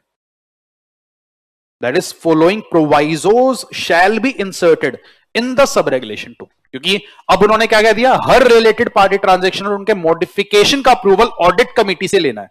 तो सेबी कह रहे हैं जी, उसके ऊपर भी मैं फर्दर कुछ क्लैरिफिकेशन दे रहा हूं, जिसमें पहले प्रोवाइजो ने क्या कहा, provided that only those member of the audit committee who are independent director shall approve related party transaction. मतलब ऑडिट कमेटी का अप्रूवल तो लेना है, पर आप जो ऑडिट कमेटी की मीटिंग्स बुलाओगे, उस मीटिंग में सिर्फ और सिर्फ इंडिपेंडेंट डायरेक्टर्स ही प्रेजेंट रह करके उस ट्रांजैक्शन का अप्रूवल देंगे। मतलब अगर ऑडिट कमेटी पर कोई नॉन इंडिपेंडेंट डायरेक्टर है तो रिलेटेड पार्टी ट्रांजैक्शन के लिए वो अप्रूवल नहीं दे सकता। अप्रूवल के लिए आपको इंडिपेंडेंट डायरेक्टर्स को ही बुलाना पड़ेगा। तो आप इंडिपेंडेंट डायरेक्टर्स को सिर्फ बुलाइए, मेक श्योर कोरम प्रेजेंट है, एंड उसके बाद अगर उनका अप्रूवल आ गया तभी वो ट्रांजैक्शन हो पाएगी। तो ये एक फर्दर कैप सेबी ने लगाया और कंपनीज एक्ट से थोड़ा सा चेंज यहां पर लाया गया कि जी यहां पर ऑडिट कमेटी का जो अप्रूवल है वो सिर्फ और सिर्फ इंडिपेंडेंट डायरेक्टर्स ही जो ऑडिट कमेटी पर अपॉइंटेड है वही दे पाएंगे। ठीक है जी। फिर बच्चों यहां पर एक और प्रोवाइजो इंसर्ट किया गया और ये क्या कह रहा है, प्रोवाइडेड फर्दर दैट। पहला पॉइंट हमने देख लिया कि जी मटेरियल मॉडिफिकेशन का क्या मतलब है, ऑडिट कमेटी बताएगी। दूसरा पॉइंट क्या कह रहा है बच्चों, ध्यान से समझना। ये पॉइंट कह रहा है provided further that a related party transaction to which subsidiary of the listed entity is a party but listed entity is not a party। मतलब आज अगर कोई रिलेटेड पार्टी ट्रांजैक्शन हो रही है, लेट्स सपोज बच्चे यहां पर कोई रिलेटेड पार्टी है और ये ट्रांजैक्शन कर कौन रहा है, ये ट्रांजैक्शन रिलायंस जो लिस्टेड एंटिटी है वो नहीं कर रही, उसकी कोई सब्सिडरी कर रही है। मतलब आज अगर कोई ट्रांजैक्शन रिलायंस की सब्सिडरी ने रिलेटेड पार्टी के साथ करी जिसमें रिलायंस खुद पार्टी नहीं है, तो उस पर भी क्या बच्चों ये रेगुलेशंस रखते हैं, यस। क्या उसका भी अप्रूवल ऑडिट कमेटी से लेना है, यस। पर उसके लिए क्लैरिफिकेशन क्या डाल दी गई, सॉरी क्लैरिफिकेशन क्या कह रहा है भाई, a related party transaction to which subsidiary is a party but listed entity is not a party shall require prior approval of the audit committee of Reliance if the value of such transaction whether entered into individually or taken together with previous transaction during a financial year exceeds 10% of the annual consolidated turnover as per the latest audited financial of the listed entity। तो बच्चों ये क्या कह रहे हैं, पहले law ने क्या कहा कि रिलायंस अगर आप कोई भी रिलेटेड पार्टी ट्रांजैक्शन करते हो ऑडिट कमेटी का अप्रूवल लगेगा। और हमने देखा बच्चों रिलेटेड पार्टी ट्रांजैक्शन का मीनिंग कितना मैनीफोल्ड इंक्रीज हो गया। तो अब सेबी थोड़ा सा रिलैक्स करने के लिए क्या कह रहा है, रिलायंस अगर आज कोई रिलेटेड पार्टी ट्रांजैक्शन ऐसी है जो आपकी सब्सिडरी ने करी जिसमें आपका कोई रोल नहीं है, तो क्या उसके लिए रिलायंस की ऑडिट कमेटी का अप्रूवल चाहिए था, यस। तो सेबी कह रहे जी आप एक काम करना रिलायंस, अगर वो ट्रांजैक्शन छोटी सी है ना तो आप अपनी ऑडिट कमेटी से अप्रूवल लेना रहने दो। छोटी सी मतलब अगर सब्सिडरी ने रिलेटेड पार्टी के साथ जो ट्रांजैक्शन करी वो रिलायंस की कंसोलिडेटेड टर्नओवर के 10% से ज्यादा नहीं है, तो उस केस में रिलायंस आप ऑडिट कमेटी का अप्रूवल लेने से बच जाओगे। दैट इज अगर वो ट्रांजैक्शन जो है if transactions exceed 10% of the annual turnover तभी आपको अप्रूवल लेना रहेगा। तो मैं सिर्फ रेड वाली बातें पढ़ रहा हूं क्या कि related party transaction to which subsidiary is a party but listed entity is not a party shall require approval only if अगर वो transaction 10% of the consolidated turnover से ज्यादा है। तो जो सब्सिडरी ट्रांजैक्शन कर रही है अगर वो 10% से ज्यादा होगी तभी रिलायंस को ऑडिट कमेटी से अप्रूवल लेना है, वरना रिलायंस ऑडिट कमेटी का अप्रूवल लेने से बच जाएगी। और बच्चों सेबी आपके लिए थोड़ा सा लॉ और मुश्किल बना रहे हैं और सेबी कह रहे हैं जी ये जो 10% ऑफ द कंसोलिडेटेड टर्नओवर की लिमिट है ना, ये 1 अप्रैल 2023 से चेंज हो जाएगी और चेंज होगी कितनी हो जाएगी 10% of the stand alone turnover of Reliance. कि रिलायंस 1 अप्रैल 2023 ऑनवर्ड आप ऑडिट कमेटी का अप्रूवल लेने से कब एग्जम्प्ट हो, आप एग्जम्प्ट तब होगे जब सब्सिडरी ने जो ट्रांजैक्शन रिलेटेड पार्टी के साथ करी वो आपकी स्टैंड अलोन टर्नओवर के 10% से ज्यादा ना हो। तो बच्चों आप ये वाला क्लॉज सी अगर पढ़ोगे ये बिल्कुल क्लॉज बी जैसा है, बस एक चेंज क्या है, क्लॉज बी में हम 10% ऑफ द कंसोलिडेटेड टर्नओवर देख रहे हैं और क्लॉज सी में हम 10% of the stand alone turnover यहां पर देख रहे हैं। एक बार भी आप फुल स्क्रीन कर देना बच्चों, प्लीज ये पॉइंट पढ़िए।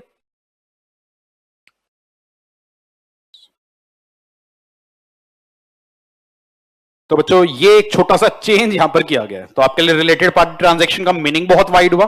कहा गया कि सारी ट्रांजैक्शन का पहले ऑडिट कमेटी से अप्रूवल लेना है, फिर लगाए गए कुछ केविएट। पहली बात, ऑडिट कमेटी का अप्रूवल सिर्फ इंडिपेंडेंट डायरेक्टर देंगे। दूसरी बात यहां पर क्या बोली गई, अगर ट्रांजैक्शन सिर्फ सब्सिडरी ने करी जिसमें खुद रिलायंस का कोई रोल नहीं है, तो वहां पर रिलायंस की ऑडिट कमेटी के अप्रूवल की जरूरत सिर्फ कब होगी, अगर वो transaction 10% of the consolidated turnover से ज्यादा है। पर 1 अप्रैल 23 ऑनवर्ड्स हम 10% of the stand alone turnover देखेंगे। एंड फिर ये लास्ट पॉइंट है बच्चों, जो आपके लिए दिक्कत है, थोड़ी सी और बढ़ा रहा है, पढ़ते हैं क्या कह रहा है। Prior approval of audit committee of Reliance shall not be required for a related party transaction to which the listed subsidiary is a party but the listed entity is not a party if regulation 23 is applicable to such listed subsidiary। ये क्या बोल गया, तो let suppose बच्चों यहां रिलायंस है, रिलायंस की कोई सब्सिडरी है एस लिमिटेड, अगर ये सब्सिडरी किसी रिलेटेड पार्टी के साथ कोई ट्रांजैक्शन कर रही है तो क्या रिलायंस की ऑडिट कमेटी का अप्रूवल चाहिए था, यस हमने देखा।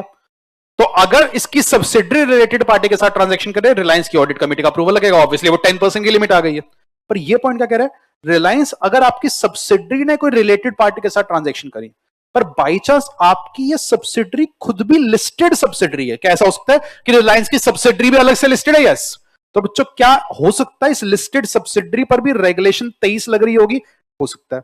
तो अगर आपकी सब्सिडरी पर रेगुलेशन 23 लग रही थी, इसका मतलब क्या है, इस सब्सिडरी की भी एक ऑडिट कमेटी होगी और उस ऑडिट कमेटी ने इस ट्रांजैक्शन का अप्रूवल दिया होगा। तो ये पॉइंट क्या कह रहा है, अगर रिलायंस ये ट्रांजैक्शन आपकी किसी लिस्टेड सब्सिडरी ने रिलेटेड पार्टी के साथ करी है, जिस पर आपकी जो लिस्टेड सब्सिडरी है उसकी रेगुलेशन 23 की एप्लीकेबिलिटी आती है और उसकी ऑडिट कमेटी का अप्रूवल आ चुका, तो आपको रिलायंस की ऑडिट कमेटी से दोबारा अप्रूवल लेने की कोई जरूरत नहीं है। तो ये पॉइंट क्या कह रहा है भाई, prior approval of the audit committee of Reliance shall not be required for a transaction to which the listed subsidiary is a party and listed entity is not a party if regulation 23 is applicable to such listed subsidiary. तो ये अगर उस listed subsidiary पर भी regulation 23 लग रही है, तो सब्सिडरी की ऑडिट कमेटी का अप्रूवल लिया गया होगा, तो रिलायंस आपको अलग से अप्रूवल देने की कोई जरूरत नहीं है। एंड बच्चों सेबी कह रहा है, एक एक्सप्लेनेशन और दे देता हूं, पढ़ना एक बार बच्चों, मैं चाहूंगा खुद से इंटरप्रेट करो क्या कह रहा है ये कह रहा है जी, for related party transaction of unlisted subsidiaries of a listed subsidiary as referred to in clause D above, the prior approval of the audit committee of listed subsidiary shall suffice। बच्चों आई डोंट थिंक पेपर में institute इतनी depth में जाएगा या जाकर सवाल बनाने चाहिए, पर एक्सप्लेनेशन कहना क्या चाह रही है, चलो मेरा तो काम है, मैं तो एटलीस्ट एक्सप्लेन करूं। ये कह रहा है, लेट सपोज बच्चों यहां पर रिलायंस है, रिलायंस की एक सब्सिडरी है लेट सपोज जियो, और मैं मान के चल रहा हूं Jio is a listed entity, by chance Reliance ने जियो को लिस्ट करा रखा है, एंड जियो की लेट सपोज बच्चों एक और सब्सिडरी है एस लिमिटेड, और ये है अनलिस्टेड। ठीक, तो रिलायंस है, रिलायंस की एक लिस्टेड सब्सिडरी है और उस लिस्टेड सब्सिडरी की भी फर्दर एक अनलिस्टेड सब्सिडरी है। अब जो एक इंटरेस्टिंग क्वेश्चन अराइज होता है वो होता है भाई, आज अगर ये unlisted subsidiary let suppose Reliance के किसी रिलेटेड पार्टी या रिलायंस की किसी सब्सिडरी की रिलेटेड पार्टी के साथ कोई ट्रांजैक्शन करे, तो बच्चों क्या उसके लिए रिलायंस को अपनी ऑडिट कमेटी के अप्रूवल की रिक्वायरमेंट होगी? बड़े ध्यान से सवाल को समझना, रिलायंस की सब्सिडरी है, सब्सिडरी की सब्सिडरी है और उस सब्सिडरी ने किसी related party of the Reliance या ऑफ रिलायंस सब्सिडरी के साथ ट्रांजैक्शन करी, तो क्या रिलायंस की ऑडिट कमेटी का अप्रूवल चाहिएगा? चाहिएगा। क्यों? क्योंकि जी सब्सिडरी की सब्सिडरी भी मेरी सब्सिडरी होती है, ये आपने सी इंटर में पढ़ा होगा। तो जो रिलायंस की सब्सिडरी है, क्या वो रिलायंस की सब्सिडरी है? यस। और अगर वो रिलायंस की भी सब्सिडरी है तो क्या वो रिलेटेड पार्टी ट्रांजैक्शन के मीनिंग में कवर हो जाएगी? बिल्कुल, क्योंकि यहां क्या लिखा गया, अगर लिस्टेड एंटिटी या उसकी किसी भी सब्सिडरी ने कोई ट्रांजैक्शन करी है वो यहां पर कवर्ड है। पर अब दिक्कत क्या जाएगी, ये एस लिमिटेड रिलायंस की भी सब्सिडरी है और जियो लिस्टेड लिमिटेड की भी सब्सिडरी है। अगर ये एस लिमिटेड कोई रिलेटेड पार्टी के साथ इन्वॉल्व हो रही है तो बच्चों क्या उसके लिए हमें रिलायंस की ऑडिट कमेटी का अप्रूवल चाहिएगा? यस। और बच्चों क्या इस लिस्टेड एंटिटी पर भी एलओडीआर रेगुलेशन लग रही होगी? यस। तो क्या इस लिस्टेड सब्सिडरी का भी की ऑडिट कमेटी का भी अप्रूवल चाहिएगा? यस। दैट इज, अगर सब्सिडरी की सब्सिडरी कोई ट्रांजैक्शन कर रही है, इन दोनों कंपनीज की ऑडिट कमेटी का अप्रूवल लग रहा है, तो लॉ क्या कह रहा है जी कि अगर आपकी लिस्टेड सब्सिडरी की किसी अनलिस्टेड सब्सिडरी ने कोई ट्रांजैक्शन करी तो उसके लिए आप बस अपनी लिस्टेड सब्सिडरी की ऑडिट कमेटी का अप्रूवल ले लीजिए, आपको रिलायंस की ऑडिट कमेटी के अप्रूवल की जरूरत नहीं है। दोबारा पढ़ लेते बच्चों, I hope I made my self clear. अब लॉ से भी बना रहे हैं अननेसेसरी, जरूरत से ज्यादा ही कॉम्प्लेक्स हो रहा है, पर चलो जो लॉ एटलीस्ट हमें जानना है। क्या कह रहे हैं भाई, for related party transaction of unlisted subsidiary of a listed subsidiary referred to in clause D, कि जी अगर किसी लिस्टेड सब्सिडरी की अनलिस्टेड सब्सिडरी ने कोई रिलेटेड पार्टी ट्रांजेक्शन कर दी, then prior approval of the audit committee of the listed subsidiary shall suffice. तो उस केस में लिस्टेड सब्सिडरी की ऑडिट कमेटी के अप्रूवल से काम चल जाएगा, आपको रिलायंस की ऑडिट कमेटी के अप्रूवल में जाने की जरूरत नहीं है। तो प्रैक्टिकली बच्चों कंपनीज क्या करती होंगी, प्रैक्टिकली तो बेटर अप्रोच क्या है, इतना माथापच्ची करने से बेटर आपका यार कोई भी ट्रांजेक्शन है ना सारी ऑडिट कमेटी से अप्रूवल ले लो, क्यों बेकार में इतने हेडेक में पड़ना है। चलो एनीवेज लॉ है तो है जी, फॉलो करना पड़ेगा। तो this is a complex law, unnecessarily यहां पर लॉ को कॉम्प्लेक्स किया गया है वुड से। फिर एनीवेज तो ये एक अमेंडमेंट आई बच्चों आपकी सब रेगुलेशन 2 में। तो अभी तक अगर मैं रिलेटेड पार्टी में जो अमेंडमेंट आई है उसको सम अप कर दूं बच्चों, तो अमेंडमेंट क्या है, एक तो रिलेटेड पार्टी के मीनिंग में जो ये प्रोवाइजो था ये चेंज हो गया, रिलेटेड पार्टी ट्रांजैक्शन का पूरा मतलब ही चेंज हो गया, और यहां पर जो ऑडिट कमेटी का अप्रूवल हमें लेना होता था उसके अंदर कुछ क्लैरिफिकेशन आई कि अप्रूवल सिर्फ इंडिपेंडेंट डायरेक्टर देंगे, प्लस कुछ ऐसी ट्रांजैक्शंस है जहां पर ऑडिट कमेटी का अप्रूवल लेने से आप बच जाओगे। सब्सिडरी ने करी 10% ऑफ द कंसोलिडेटेड से, 1 अप्रैल 23 से 10% ऑफ द स्टैंडअलोन से, या अगर कोई ट्रांजैक्शन लिस्टेड सब्सिडरी द्वारा हुई है तो वहां पर लिस्टेड एंटिटी जो होल्डिंग कंपनी है उसकी ऑडिट कमेटी के अप्रूवल की जरूरत नहीं है। पर बच्चों रेगुलेशन 23 में हमने क्या सीखा था, ऑडिट कमेटी का अप्रूवल तो चाहिए, पर अगर आप जो रिलेटेड पार्टी ट्रांजैक्शन कर रहे हो इफ दैट इज मैटीरियल तो आपको मेंबर से भी अप्रूवल लेना होता है।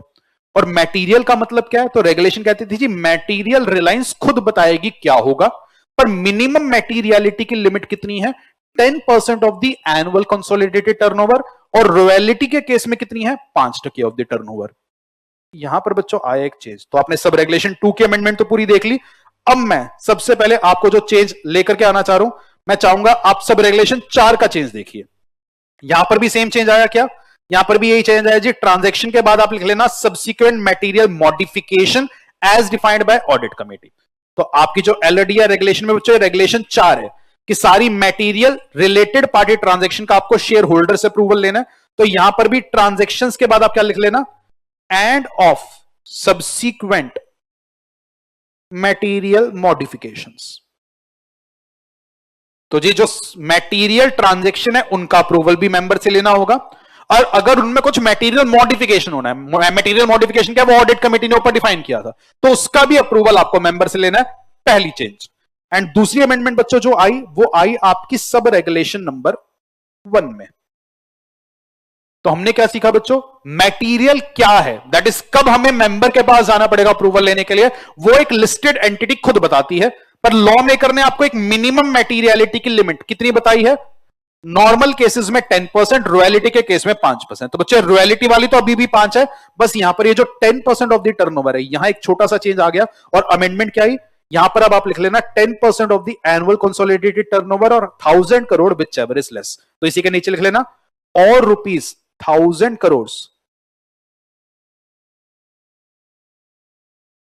Which ever is less. That is listed entity material आपके लिए क्या खुद बताना, पर सेबी कह रहे मैं मिनिमम मटेरियलिटी की लिमिट तो बता रहा हूं कि जी इसको तो मटेरियल मानेंगे।